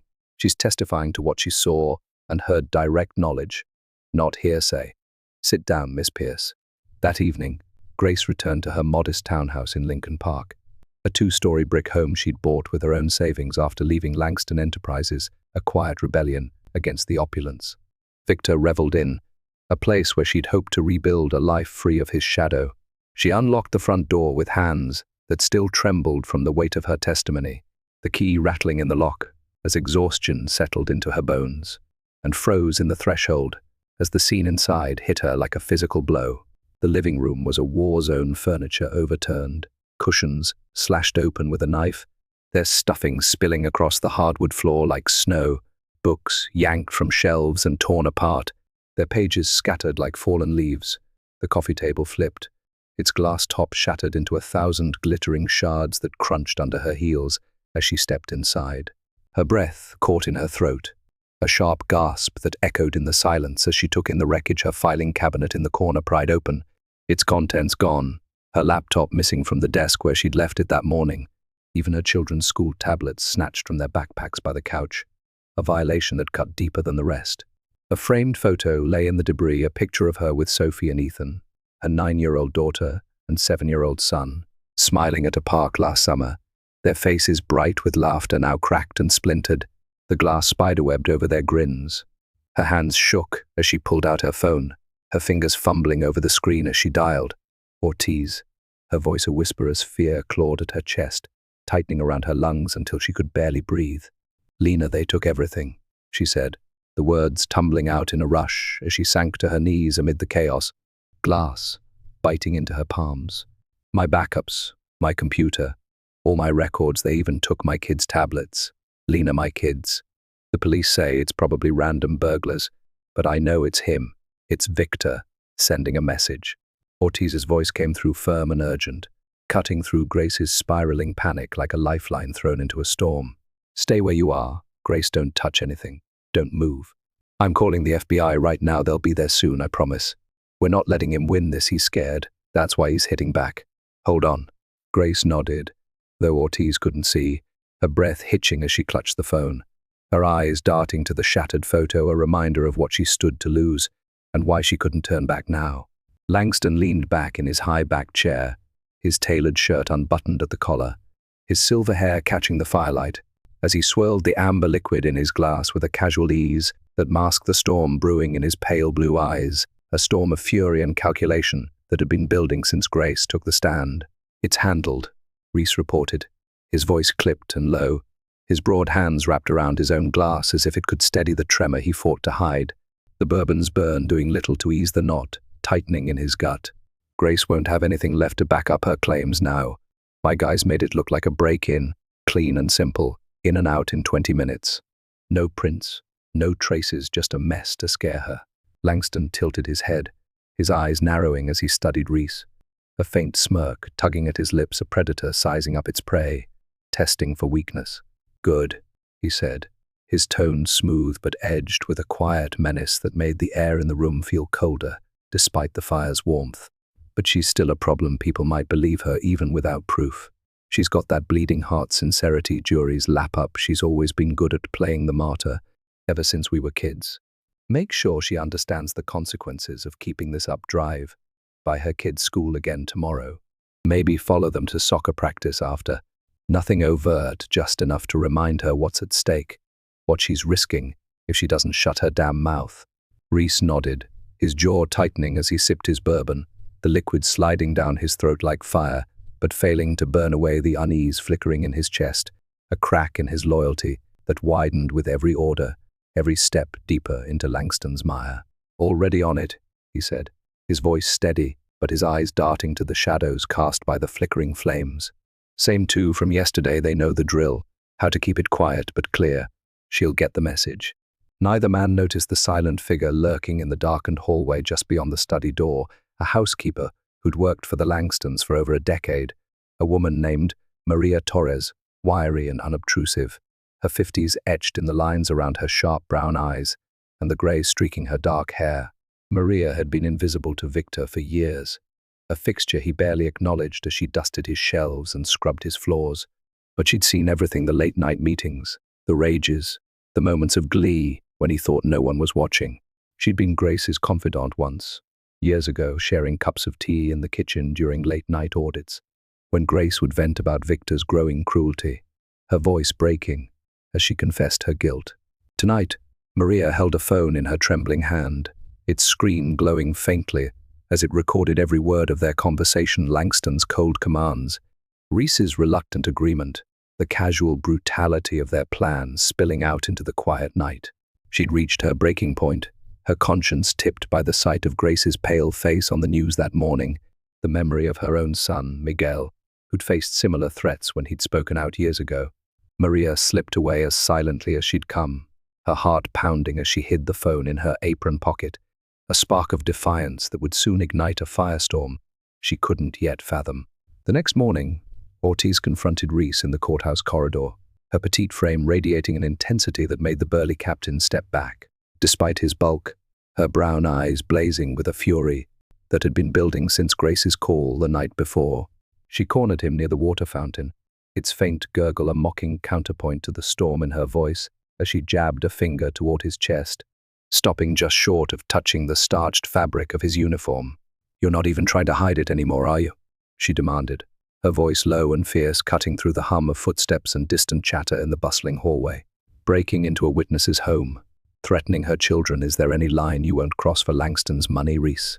Or is your badge just a prop now, a costume for his hired thug? Reese smirked, a cold, crooked thing that didn't reach his eyes, leaning closer until his breath brushed her face, a faint whiff of coffee and tobacco that made her recoil inwardly. "Careful, counselor," he said, his voice a low growl that carried a menace honed by years on the streets. "Making accusations against law enforcement is a dangerous game. You've got no proof, just a sob story from a disgruntled sister with an agenda. Besides, I heard Grace's neighborhood has had a rash of break-ins lately. Maybe she should invest in better locks or move somewhere safer." Ortiz held his gaze, unflinching despite the threat in his tone, her fists clenched at her sides as she fought the urge to lash out, her nails digging into her palms until they left crescent-shaped marks. "We'll see about proof," she said, her voice steady despite the fire roaring in her chest, a fire stoked by every injustice she'd seen Langston inflict. "You're slipping," Reese getting sloppy, leaving trails even a blind man could follow. "When you fall, and Langston won't be there to catch you. He'll toss you aside like he does everyone else." Reese's smirk faltered for a split second, a flicker of doubt crossing his weathered face before he masked it with a scoff, turning away with a shrug that didn't quite hide the tension in his shoulders. "Keep dreaming, Ortiz," he muttered over his shoulder as he stalked off, his boots echoing down the corridor like a drumbeat of retreat. Evans watched the exchange from his chamber doorway, his broad frame filling the space as he leaned against the frame, his dark eyes narrowing as he pieced together the confrontation, the way Reese's bravado cracked under Ortiz's pressure, the way Lena's shoulders squared with a defiance that echoed his own younger self, standing up to cops who'd frisked him for no reason on Southside corners. The corruption was growing bolder, more brazen with each passing day, a beast rearing its head, now that it felt cornered, but it was also getting reckless, leaving trails for those brave enough to follow them, trails that Marcus intended to pursue to their end. He'd need hard evidence to strike something beyond notes and photos, something that could stand up in court and break Langston's grip on the city, but the pieces were falling into place, slow but relentless, a puzzle assembling itself in the shadows of his mind. As Marcus reviewed the day's motions, Pierce's latest salvo, a thick stack of papers challenging the admissibility of bank records, Ortiz had fought tooth and nail to secure, each page a tangle of legal jargon meant to drown the truth in technicalities. His clerk, Emily Harper, poked her head in, her voice hesitant, but tinged with urgency that pulled him from his reading. "Your Honor," Emily said, clutching a clipboard to her chest, her blonde ponytail swaying as she shifted nervously. "There's a visitor. She says her name is Grace Langston, Victor's sister. She insists it's urgent, says it can't wait." Marcus nodded, setting the motions aside with a rustle of paper, his dark eyes flickering with curiosity and a quiet resolve as he gestured her in. "Send her up," he said, his voice steady but carrying a weight that hinted at the gravity he sensed in her arrival.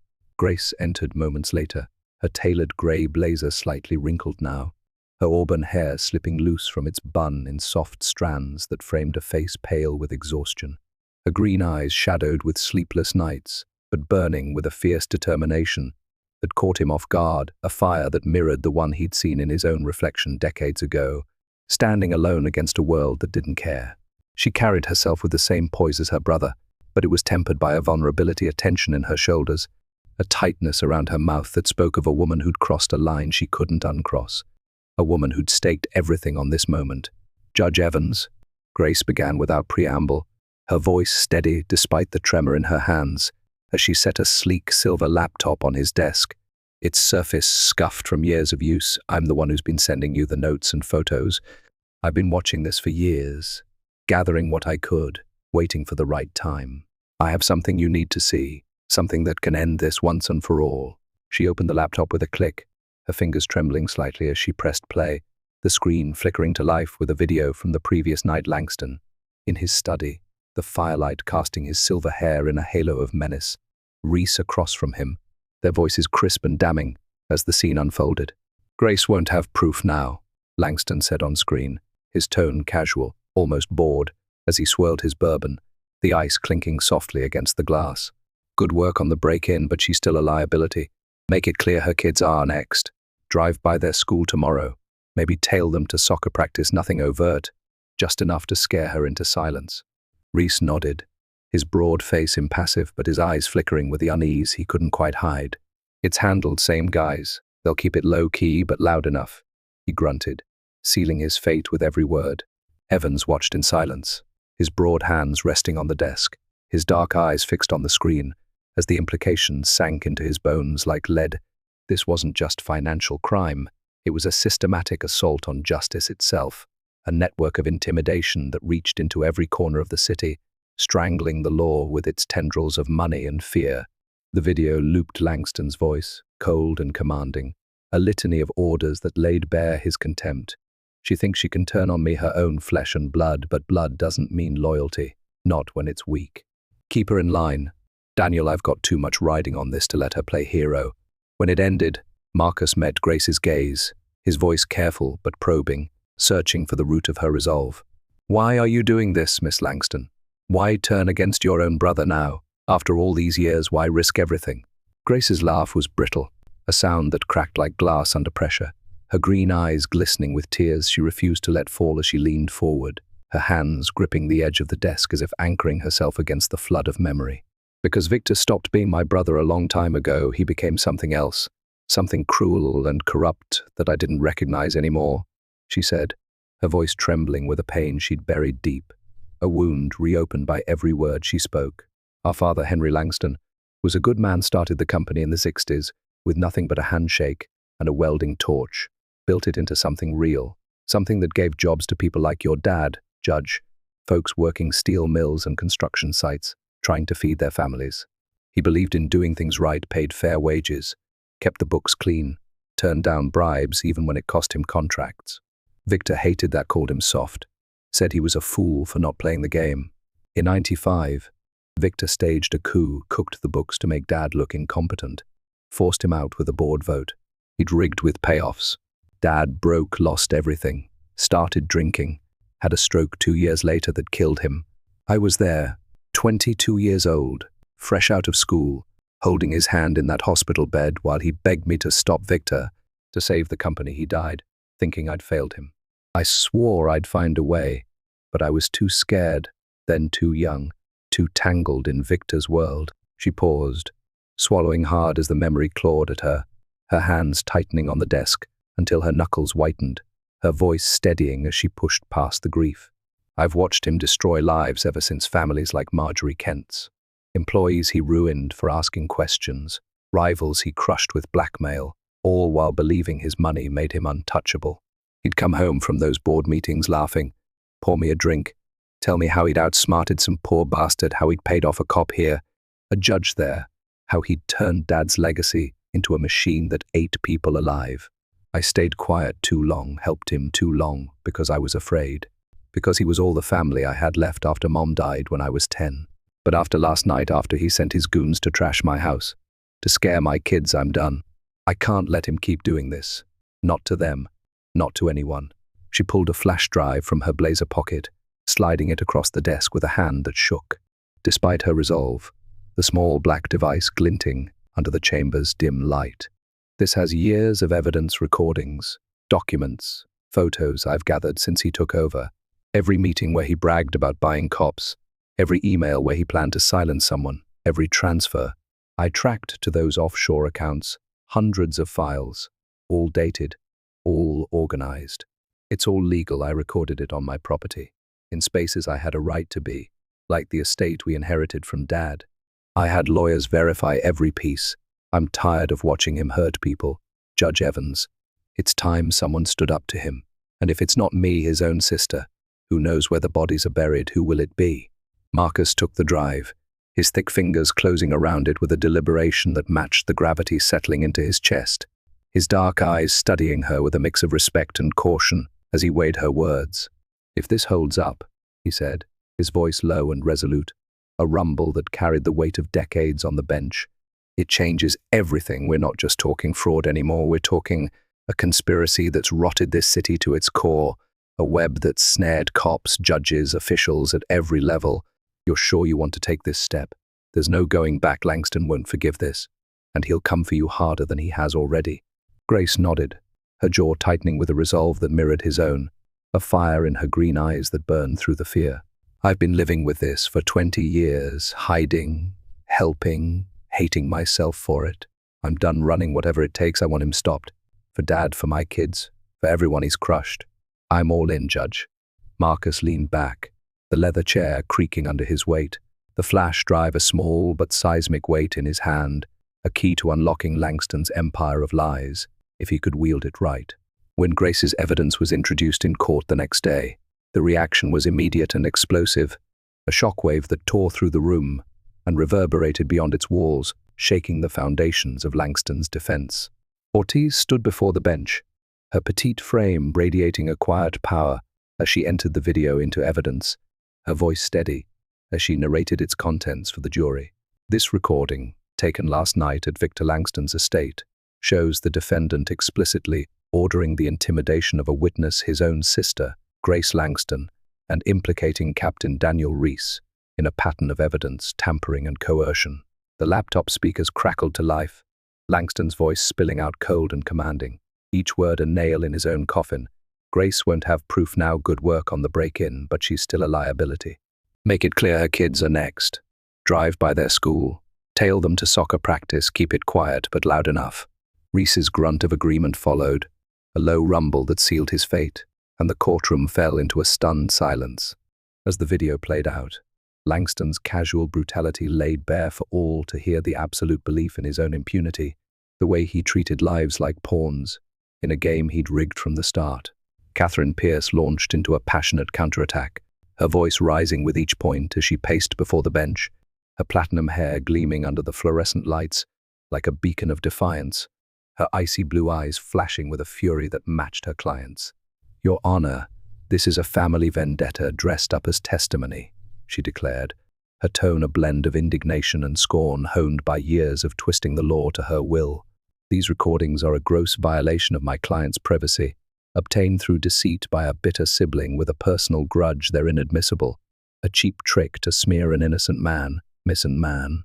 Langston has admitted her resentment, years of jealousy over her brother's success, and now she's weaponizing it to destroy him. Langston himself lost his careful composure, his silver hair disheveled as he leapt from his seat, his voice a roar that echoed off the paneled walls, drowning out Pierce's final words.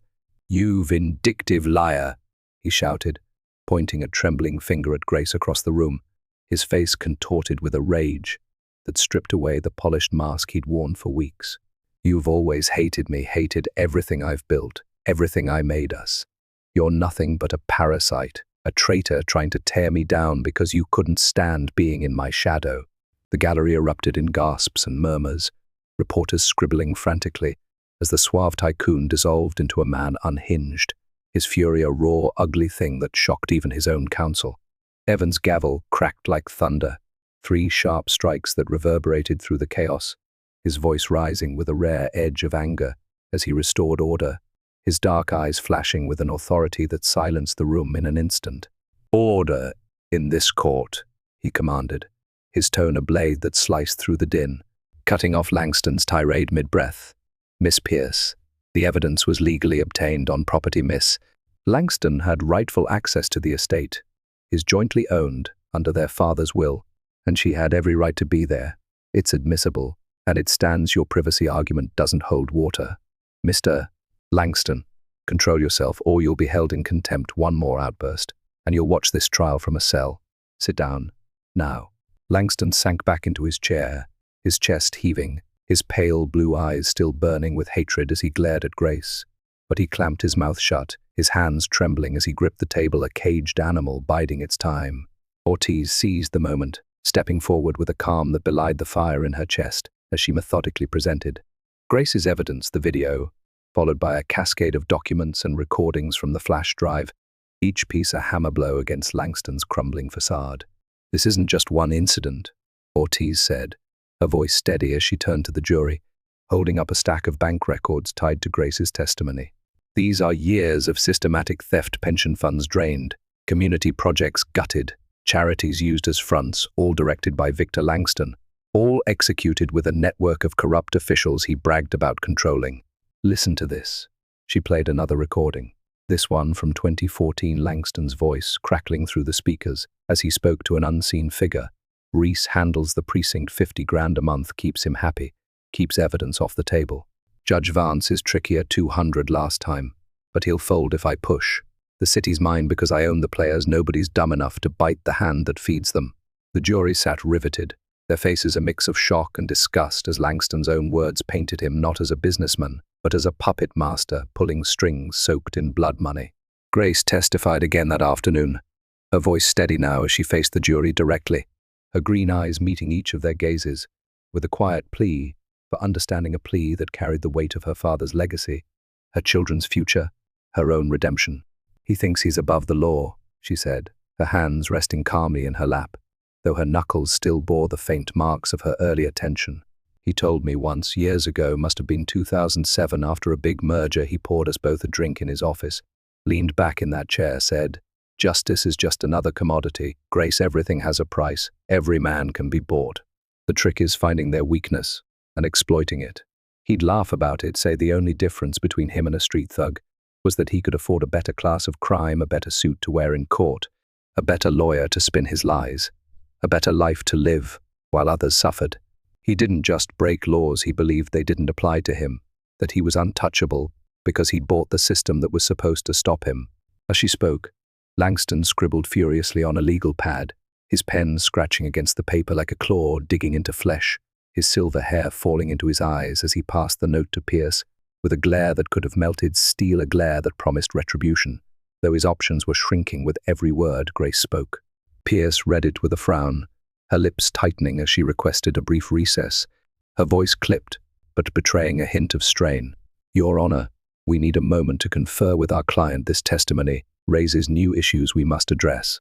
Evans granted it with a nod, his dark eyes tracking the defense as they huddled in urgent conference, Pierce's sharp whispers cutting through Langston's low growls, their body language a tangle of tension and shifting strategy, Pierce's hands gesturing sharply as she tried to rein in her client's spiraling fury. Marcus watched from the bench, noting the way Pierce's shoulders stiffened, the way Langston's hands trembled, despite his clenched fists, a crack in their unity that hinted at doubt, at the unraveling of a partnership built on sand. When they returned after 15 minutes, Pierce's approach shifted dramatically, a pivot so sudden it caught even Ortiz off guard, a desperate gambit to salvage a case slipping through her fingers. She began laying groundwork for what seemed an insanity defense, her questions turning to Grace with a probing intensity that bordered on accusation, her voice smooth and calculated as she sought to twist the narrative. "Miss Langston," Pierce said, standing tall in her charcoal suit, her icy blue eyes narrowing as she paced before the stand, "isn't it true that your brother was deeply affected by your father's decline, that he took on the company to save it from ruin, and the pressure broke something in him, drove him to extremes he wouldn't have otherwise reached?" Grace's eyes flashed with a mix of anger and grief, her voice steady but sharp as she leaned forward, cutting through Pierce's insinuation like a blade through silk. "No, Miss Pierce, he didn't save the company. He stole it," she said, her tone carrying a quiet fury that silenced the room. "He drove Dad out because he wouldn't play dirty, cooked the books, rigged the vote, watched him fall apart without a flicker of remorse. He celebrated when Dad died, called it one less obstacle, poured himself a drink while I planned the funeral. The only thing broken in Victor is his conscience. And that happened long before Dad's breakdown. He chose this path because he wanted power, not because pressure forced him. Don't rewrite history to excuse him, I lived it. Ortiz leapt in, her voice slicing through Pierce's next question with a sharpness that snapped the room to attention. "Objection, Your Honor, counsel is testifying," she said, her brown eyes blazing as she turned to Evans. These questions about Mr. Langston's childhood and supposed trauma have no bearing on the financial crimes he's charged with. They're a distraction, not evidence. Sustained, Evans ruled, his tone firm as he fixed Pierce with a look that brooked no argument, his broad hands folding on the bench as he leaned forward slightly. "Miss Pierce, stick to relevant lines of questioning, focus on the evidence before us, not speculative family therapy. The defendant's state of mind isn't on trial here. His actions are. Move on." Pierce inclined her head with a faint nod, her expression unreadable as she returned to her notes, but the faint tightening of her jaw hinted at frustration, a crack in her armor that matched the one widening in Langston's facade. The afternoon brought a jolt that sent a fresh wave of murmurs through the gallery, a surprise witness whose arrival shifted the trial's momentum like a stone dropped into a still pond. Miguel Torres, a janitor from Langston Enterprises, stepped forward with evidence he'd stumbled upon while cleaning late one night in Victor's private office on the top floor of the company's downtown tower, a glass and steel monolith that loomed over the city like a monument to his ambition. Miguel was a wiry man in his late 40s, his dark hair streaked with grey from years of toil, his hands rough and calloused from decades of wielding mops and brooms, his brown eyes steady despite the nervous twitch in his jaw as he took the stand, his faded blue uniform wrinkled but clean, a badge of quiet dignity against the opulence of Langston's world. Ortiz approached him gently, her voice warm and encouraging as she began, knowing the weight of what he carried and the risk he took in bringing it here. "Mr. Torres," she said, pausing to let him settle, "can you tell us what you found that night in Mr. Langston's office?" Miguel nodded, swallowing hard as he gripped the edge of the witness box, his knuckles whitening as he steadied himself against the flood of memory. His voice low but clear as he spoke, a voice roughened by years of shouting over machinery, but carrying a quiet strength that filled the room. "I was working late Victor's office, top floor, maybe 2 or 3 a.m., he began, his brown eyes flickering to Langston across the room, who sat rigid, his face a mask of barely contained rage beneath his silver hair. "He don't usually leave stuff out, he's careful. Locks everything in a safe or that desk drawer with a key only he's got. But that night must have been last summer, hot as hell. Windows open, he'd stepped out, left papers on his desk. I wasn't snooping. I don't touch nothing I ain't supposed to, but I saw 'em clear as day, couldn't help it. Lists, names, dates, amounts scribbled in his handwriting. Police officers, judges, city council folks' payoffs, hundreds of thousands each, some bigger. Dates matched times when cases against him got dropped, or evidence went missing, like that reporter lady who got jumped, or the hospital fire case that just faded away. I didn't take him, too scared he'd know, but I wrote down what I could remember later, kept it in my locker at home, hidden in an old boot so my wife wouldn't find it." Ortiz held up a photocopy of a crumpled notebook page. Miguel's shaky handwriting scrawled across it in black ink names like Reese D., $50 K, 3/15, and Judge Vance, $200 K, 6/22 standing out in stark clarity, and entered it into evidence, her voice rising with a quiet triumph as she turned to the jury. "This document, written in Mr. Torres's own hand, corroborates Miss Langston's testimony, specific payments tied to specific acts of corruption, dates that align with evidence disappearing or cases collapsing. Mr. Torres, what did Mr. Langston say about these lists? Did you ever hear him discuss them?" Miguel's jaw tightened, his eyes flickering to Langston again, the man's glare a tangible weight pressing down on him. But he held his ground, his voice steadying as he pushed past the fear. "He didn't know I saw him, but I heard him once, that same night, on the phone while I was sweeping the hall outside. He was laughing, loud, like he'd won something big, said, 'Half the city's on my payroll, nobody's dumb enough to bite the hand that feeds them. Not Reese, not Vance, not even the mayor if I push hard enough.' Sounded proud, like it was a game, and he was the champ. I kept my head down, finished my shift, but I couldn't forget it, kept hearing his voice, seeing those names. The gallery buzzed with a renewed energy, reporters scribbling as Ortiz let Miguel's words hang in the air, a damning echo of Langston's own arrogance, a glimpse into the mind of a man who saw the city as his chessboard and its people as pawns. Did you ever hear anything else, anything tied to specific incidents? Like that hospital fire Miss Langston mentioned? Ortiz pressed, her voice gentle but insistent, drawing Miguel deeper into his testimony. He nodded, his brow furrowing as he dredged up the memory, his hands tightening on the box's edge. Yeah, another night, maybe a month later. Same deal late, office empty. I was waxing the floor outside his door, machine off for a minute to empty the bucket, and I heard him on a call. He was ticked yelling about some insurance payout being slow. Said, that fire was a favor, they owed me that land, and I got it cheap. 10 million to Eclipse was worth it, progress needs a push sometimes. Didn't say who he was talking to, but I knew the Fire Street Mary's Hospital burned down in 11, killed 2 nurses, trapped inside. Papers said it was electrical, but he made it sound like he'd paid for it, laughed about how the city rebuilt his towers instead of their wards. I went home sick that night, couldn't look my wife in the eye, knowing what I'd heard. The courtroom sat in stunned silence, the weight of Miguel's testimony sinking in like a stone dropped into deep water. A hospital burned, lives lost, land cleared for Langston's profit, all planned with a cold precision that chilled the room. Ortiz turned to the jury, her voice steady as she underscored the gravity of his words. Mr. Torres gives us not just hearsay, but a direct link, specific payments, specific dates, specific crimes, all tying back to Victor Langston's orders. This isn't coincidence. It's a pattern, a system he built to prey on this city. Before she could continue, the courtroom doors swung open with a bang that reverberated through the silence, cutting off her next question mid-breath. 2 of Reese's officers marched in, their badges glinting under the fluorescent lights, their faces set in grim determination as they strode toward the stand, boots thudding against the hardwood with a rhythm that sounded like a death knell. Miguel Torres, the lead officer, barked, a stocky man with a buzz cut and a sneer, his voice slicing through the hush. You're under arrest, outstanding warrants for unpaid fines. Come with us now. The gallery erupted in chaos, shouts of protest mingling with the scrape of benches as people surged to their feet, reporters shouting questions over the din. What warrants? Who ordered this? Their voices a cacophony of outrage and confusion.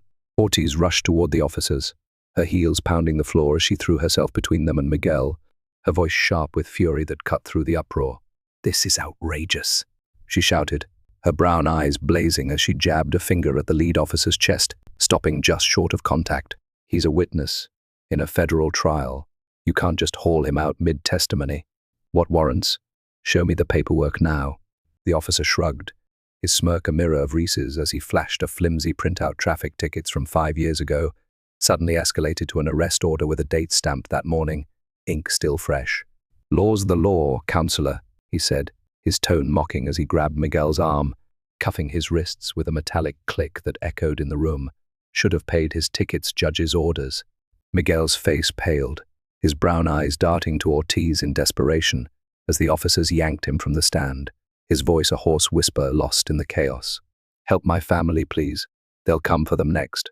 Ortiz spun toward Evans, her hands slamming onto the prosecution table as she shouted over the noise, her voice trembling with a mix of rage and urgency. Your Honor, this is witness intimidation, plain and simple, she cried, her petite frame shaking with the force of her words.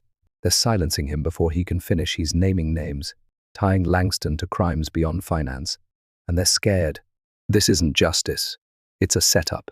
Pierce leapt up, her voice a counterpoint of calm disdain that sliced through the uproar, her platinum hair catching the light as she stood tall. Objection, speculation, she snapped, her icy blue eyes flashing with a confidence that felt forced.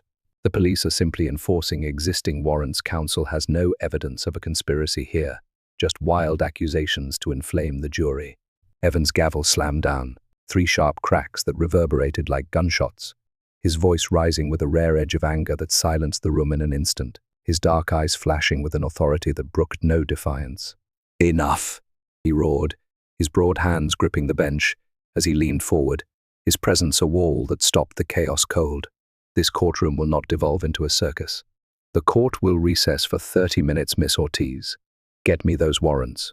Verify their origin and timing. Miss Pierce, prepare to explain why your client's interests align so neatly with police actions that disrupt my proceedings. Bailiff, hold Mr. Torres in the anteroom. No transfer until I see paperwork. We'll reconvene, and I want answers clear, legal answers. Move. The gallery buzzed as the officers hesitated, then complied, hauling Miguel toward the anteroom under the bailiff's stern gaze, his cuffs clinking with each step. Marcus watched Langston's faint smirk, a flicker of triumph that didn't reach his pale blue eyes, a sign he still thought he held the upper hand, despite the cracks widening around him. But Evans saw something else too, the way Pierce hesitated, her glance toward Langston laced with unease, a crack in the defense that hinted at doubt, at a partnership fraying under the weight of his recklessness. That night, Ortiz raced to the precinct, her heels pounding the linoleum floors as she demanded to see Miguel, her voice echoing down the sterile hallway, lined with flickering fluorescent lights and faded, wanted posters. She stormed up to the desk sergeant, a burly man with a bored expression who barely looked up from his crossword puzzle, his pen tapping lazily against the paper as she slapped her badge onto the counter. Miguel Torres, where is he? He's a federal witness. Arrested mid-testimony, I need to see him. Now, the sergeant smirked, a slow, crooked thing that echoed Reese's earlier disdain, glancing at her badge with a shrug before returning to his puzzle. Transferred holding cell across town, processed an hour ago, he said, his tone flat and unconcerned. Those warrants popped up today, traffic tickets, 5 years old, suddenly urgent. Law's the law, counselor should have paid M. Ortiz's fists clenched, her nails digging into her palms as she fought the urge to scream, her voice trembling with fury as she leaned over the counter. Backdated warrants appearing the day he testifies. Check the system, those dates are fabricated, and you know it. This is Langston's doing, Reese's too, and you're letting it happen. The sergeant shrugged again, his smirk widening as he scratched a word into his puzzle. Take it up with the captain. Oh, wait, he's out. Come back tomorrow, maybe. Ortiz stormed out into the night, the precinct's glass doors slamming shut behind her as the cold Chicago wind whipped through her coat, her phone buzzing with a call from Grace, her voice tight with panic that cut through the static like a knife. Lena, they drove by the school again, Grace said, her words tumbling out in a rush as Ortiz climbed into her car, the engine roaring to life. 2 cops, same ones from yesterday, parked across from Sophie's soccer practice, just watching, taking pictures. Ethan saw them too, he's terrified. Asked if they're coming for us. I can't do this anymore, Lena, I'm losing them. Ortiz's heart sank, a cold dread pooling in her stomach as she gripped the steering wheel, but her voice stayed firm, a lifeline thrown into Grace's spiraling fear. Hold on, Grace, the FBI's. On it, they're tracing the car now, she said, her tone steady despite the storm in her chest. We're close, I've got Miguel's notebook. Your recordings, we're breaking him. That's why he's hitting back. Don't give up, we're almost there. Grace's breath hitched, a sob breaking through before she whispered, Okay, I trust you, and hung up, leaving Ortiz alone in the car, the city lights blurring past as she sped toward the FBI field office, her mind racing with the stakes of this fight, a fight she couldn't afford to lose. Across town, Victor Langston stood at his study window, the city glittering below like a prize.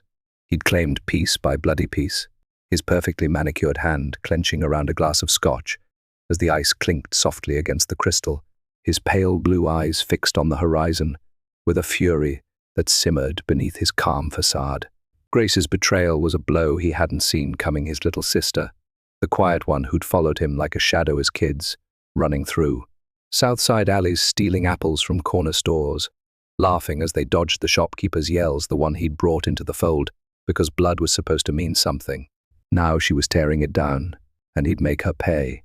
He lifted his phone with a steady hand, dialing a number he'd memorized years ago, a contact from the old days, a fixer who didn't ask questions and didn't leave loose ends. It's me, he said when the line picked up, his voice low and cold, the scotch steady in his grip despite the rage boiling beneath. I've got a problem, my sister's gone too far, and the janitor's talking. Need it handled quiet, permanent, nothing traceable. Double the usual half now, half when it's done. The voice on the other end grunted agreement, a raspy sound that promised results, and Langston hung up, his smirk returning as he sipped his drink, a smirk that said he still held the reins, that this trial was a bump he'd smooth over like all the others. He didn't see Maria Torres slipping out of the mansion's back door, her apron hiding the phone that held his fate, her footsteps silent on the gravel as she headed for a payphone blocks, away, a woman driven by a mother's fear for her own son and a friend's plea from years past. Back in his chambers, Marcus worked late into the night, the courthouse silent save for the hum of the heating system and the occasional creak of the old building settling into the dark. He sat at his desk, surrounded by stacks of case law volumes and the glow of his laptop, reviewing Grace's flash drive with a focus that shut out the world recording after recording of Langston's voice, cold and commanding, plotting intimidation, bribing officials, laughing at the ruin he'd sown across the city. One stood out, a conversation from 3 years ago, Victor on the phone with Reese about a reporter named Ellen Hayes who'd been digging into his finances. She's getting too close, make it look random, mugging gone wrong, whatever works. 100 grand if it's clean. Ellen had ended up in a coma after a supposed street robbery, no suspects, no leads, until now, her face flashing in Marcus's mind. From the news reports, a young woman with bright eyes and a fearless smile, silenced for daring to seek the truth. Another recording followed, from 2011, Langston gloating about the hospital fire. 10 million well-spent Street Marys was in the way. Now it's mine. Progress needs a push. Reese makes sure the arson squad looks the other way. Marcus leaned back, the chair creaking under his weight, the weight of it settling into his bones. This wasn't just a trial. It was a war against a man who'd turned Chicago into his playground, and the casualties were piling up. A soft knock interrupted his focus, pulling him from the recording's grim litany. Emily Harper, with a fresh pot of coffee, her face pale as she set it on the desk, her voice trembling slightly as she spoke. "Your Honor, there's a note slipped under the door while I was in the break room." She handed him a folded scrap of paper, her blonde ponytail swaying as she stepped back, her hands twisting nervously around her clipboard. Marcus unfolded it, the single line scrawled in black ink, sending a chill down his spine. "Watch the recording Grace mentioned. It's his end." He nodded to Emily, dismissing her with a quiet thank you, and turned back to the laptop, his fingers hovering over the keys as he searched the files for the one Grace had hinted at during her testimony, a recording she'd called the worst, her voice breaking when she'd mentioned it on the stand. He found it labeled simply 12:15:19 and pressed play, Langston's voice filling the room with a cold, gleeful edge that made Marcus's stomach turn. "Torres is a loose-end janitor, saw too much. Knows about the fire. Make it an accident, car off the road, drunk driver, whatever. 50 grand now, 50 when he's gone. Grace will get the message when her pet's dead." The date matched Miguel's testimony last summer, when he'd seen the lists, and now Marcus understood why Grace had risked everything. This was Langston ordering a hit, a death sentence that tied him to murder, not just money. Marcus leaned back, the coffee forgotten, as the weight of it crashed over him. This was the endgame, the piece that could break Langston's empire wide open, if he could keep his witnesses alive long enough to use it. If he could protect Grace and Miguel from the storm Langston was unleashing. The city slept outside his window, its lights twinkling like stars against the dark, but Marcus knew the battle was far from over. Langston was cornered, and cornered men were dangerous, willing to burn everything to save themselves. He thought of his father, Samuel, broken by men like this, his quiet pride stripped away by greed, of his mother, Ruth, scrubbing floors to give him a shot, of every Southside kid who'd looked to him as proof that justice wasn't a myth. This was their fight too, and Marcus wouldn't let them down, not now, not ever. Morning dawned grey and restless over Chicago, the sky a heavy shroud of clouds that pressed down on the city like a judgment, waiting to fall, its muted light filtering through the high windows of Courtroom 237 and casting the room in a somber, almost funereal glow. The oak benches creaked under the strain, the dark wood-panelled walls seemed to lean inward, and the faint scent of old polish and sweat hung heavy, mingling with the rustle of papers and the murmur of nervous coughs. Outside, the wind howled through the city's canyons, rattling the windows and sending a chill through the room, a storm brewing in tandem with the one about to break within these walls. By now, the trial of Victor Langston had become more than a case. It was a reckoning, a crucible that would either forge justice anew or let it crumble into ash, and every soul present felt the stakes in their bones. Judge Marcus Evans took his seat behind the bench, his broad frame filling the space with a quiet authority that needed no flourish to command the room, his black robes settling around him like a mantle of duty, worn thin but unyielding after 30 years. Grace Langston sat at the prosecution's side, her auburn hair pulled tight, her grey blazer wrinkled from sleepless nights, her green eyes fixed on her brother with a mix of sorrow and resolve that cut deeper than any accusation. The bailiff's voice rang out, sharp and steady. Court is now in session, the Honourable Judge Marcus Evans presiding. The room stilled, breaths held as Marcus raised his gavel, its chipped head catching the light before it struck the bench with a crack that echoed like a gunshot, signalling the beginning of what promised to be an explosive day, a day that would decide not just Langston's fate, but the city's soul. Ortiz rose first, her movements crisp and purposeful, her voice steady as she addressed the bench, holding up Grace's laptop with a reverence that underscored its weight. Your Honor, the prosecution submits new evidence recordings recovered from Mr. Langston's estate, legally obtained by Miss Grace Langston, a co-owner of the property, capturing the defendant orchestrating acts of intimidation, bribery, and violence. We begin with a recording from December 15, 2019, which ties directly to testimony from Miguel Torres. Pierce shot to her feet, her voice a blade of protest slicing through the hush. Objection, Your Honor, this is ambush evidence. These recordings are duplicitous, obtained through deceit, and violate my client's privacy rights. They must be suppressed. Ortiz countered without missing a beat, her tone firm and unyielding. Miss Ney, Langston recorded these legally on shared estate property. With full ownership rights, the defendant had no expectation of privacy in common areas. They're admissible, corroborated by prior testimony, and critical to establishing his pattern of criminal behavior. Evans leaned forward, his dark eyes shifting between the two women, his broad hands folding on the bench as he considered the salvo. Motion denied, he ruled, his voice a low rumble that carried finality. The recordings were legally obtained. Miss Langston's standing is clear under estate law. They're admissible. Proceed, Miss Ortiz.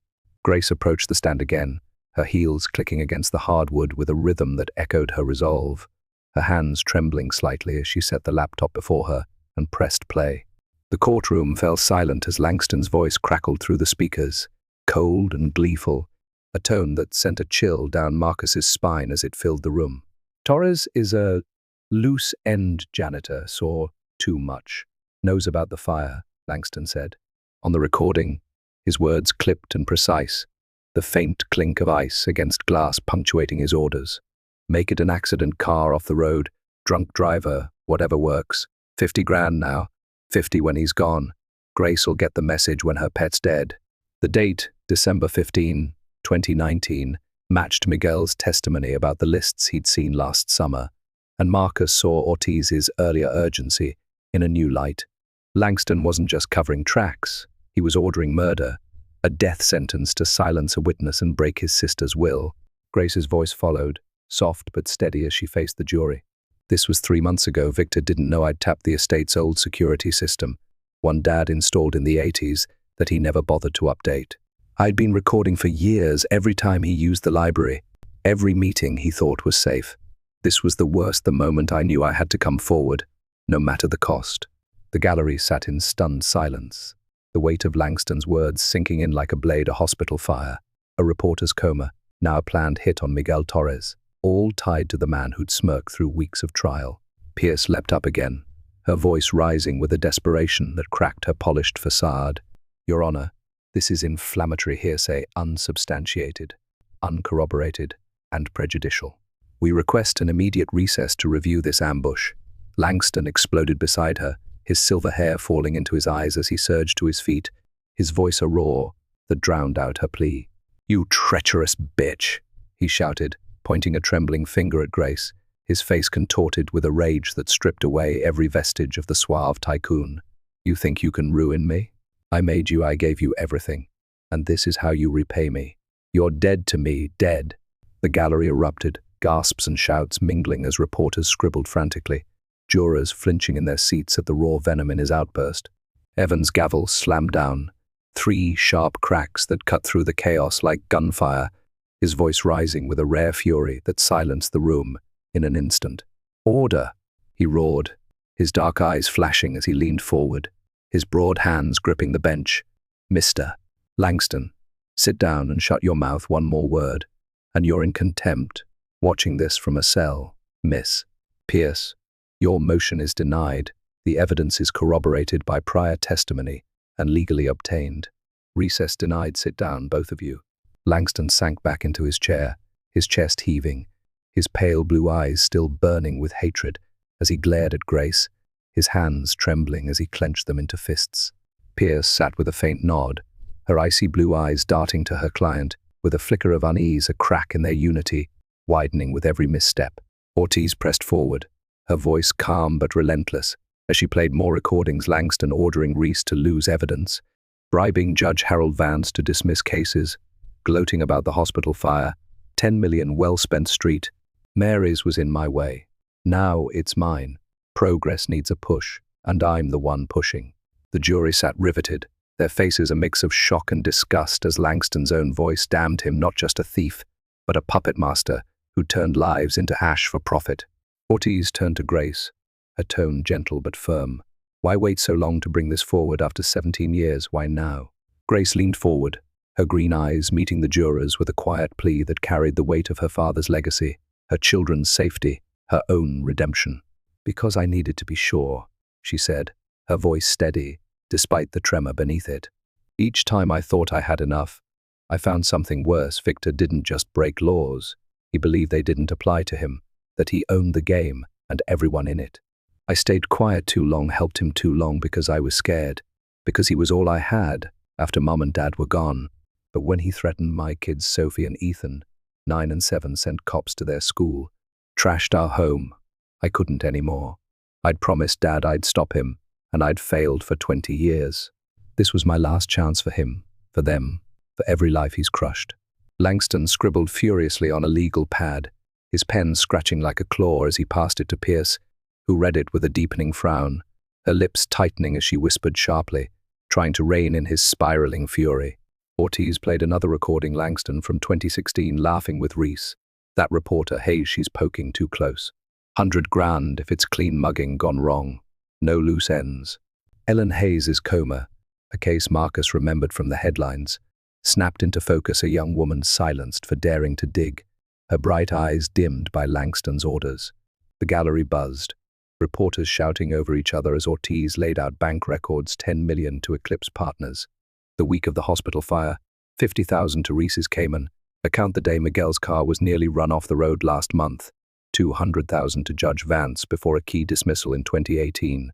"This isn't just theft," Ortiz said, turning to the jury, her voice steady but rising with passion. "This is a systematic assault on justice. Victor Langston didn't just break the law. He tried to break the system that upholds it, and he's proud of it." Pierce launched a desperate counterattack, her voice smooth but strained as she cross-examined Grace, pacing before the stand with a predator's grace.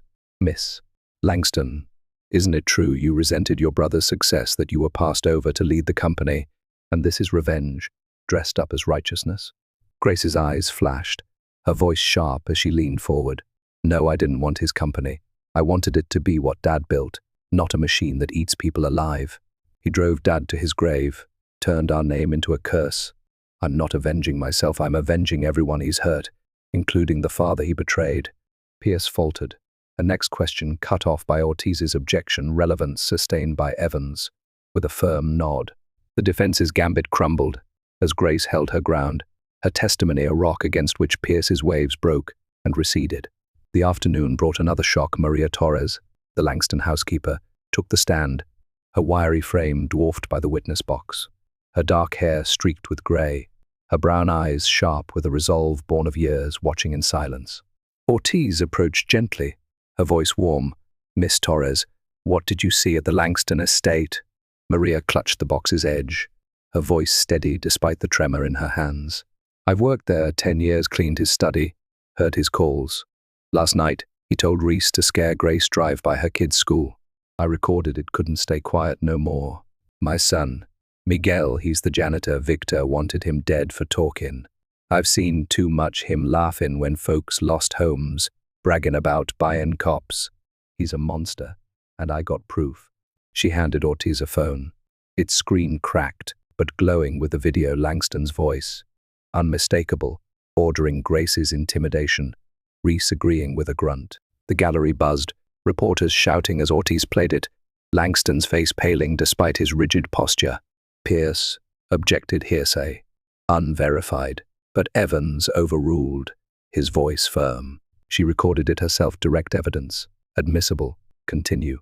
Ortiz entered bank statements, 50,000 to Reese the day Ellen Hayes was attacked, 10 million to Eclipse post-fire, each tied to recordings, a web of corruption snapping into focus.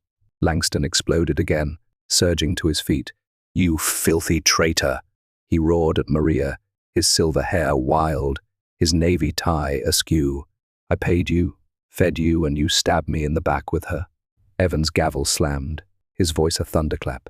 "Contempt. Bailiff, remove him, he's done here." Marshals dragged Langston out, his shouts echoing, "This isn't over, Evans." As the gallery cheered, a rare eruption of triumph in the staid room, Reese took the stand next, summoned by Ortiz, his broad frame slumping as he faced her, sweat beading on his forehead despite the cool air. "Captain Reese," she pressed, holding up bank records, "explain these deposits, 50,000 monthly to your Cayman account, matching evidence losses. Coincidence?" Reese shifted, his voice stiff. "I don't know nothing about that, must be a mix-up. Ortiz played a recording in with Langston. Files are gone, 50 keeps him gone." His face paled, his eyes darting to the empty defense table as he stammered. I don't recall." Evans leaned forward, his dark eyes piercing. "You're under oath. Captain, perjury's a steep fall." "Answer her," Reese broke, his voice a whisper. "Victor paid me years, small stuff first, then bigger. Evidence, witnesses he owned me." The jury deliberated 6 hours, the courtroom emptying and refilling with tense anticipation, the city holding its breath as news vans ringed the courthouse, protesters chanting outside, no one above the law. Patricia Neal, a juror who'd rejected Langston's bribe, stood as foreperson, her voice steady. "Guilty, 27 counts." Cheers erupted, reporters scrambling as Langston, brought back in shackles, sneered, "This isn't justice, you've destroyed me for nothing." Evans sentenced, 30 years, no parole, assets seized for victims. "You didn't build, Mr. Langston, you prayed." Raids swept Chicago, Reese arrested, Judge Vance caught fleeing, officials falling like dominoes. Grace launched a victim fund with Ortiz. Marcus mentored young judges, but corruption lingered, new cases sprouting as the old died. A year later, trust grew, but Marcus knew the fight endured. His grandson Jamie's hug, "You're my hero," Grandpa a light in the dark as the hospital glowed anew, a fragile dawn for justice.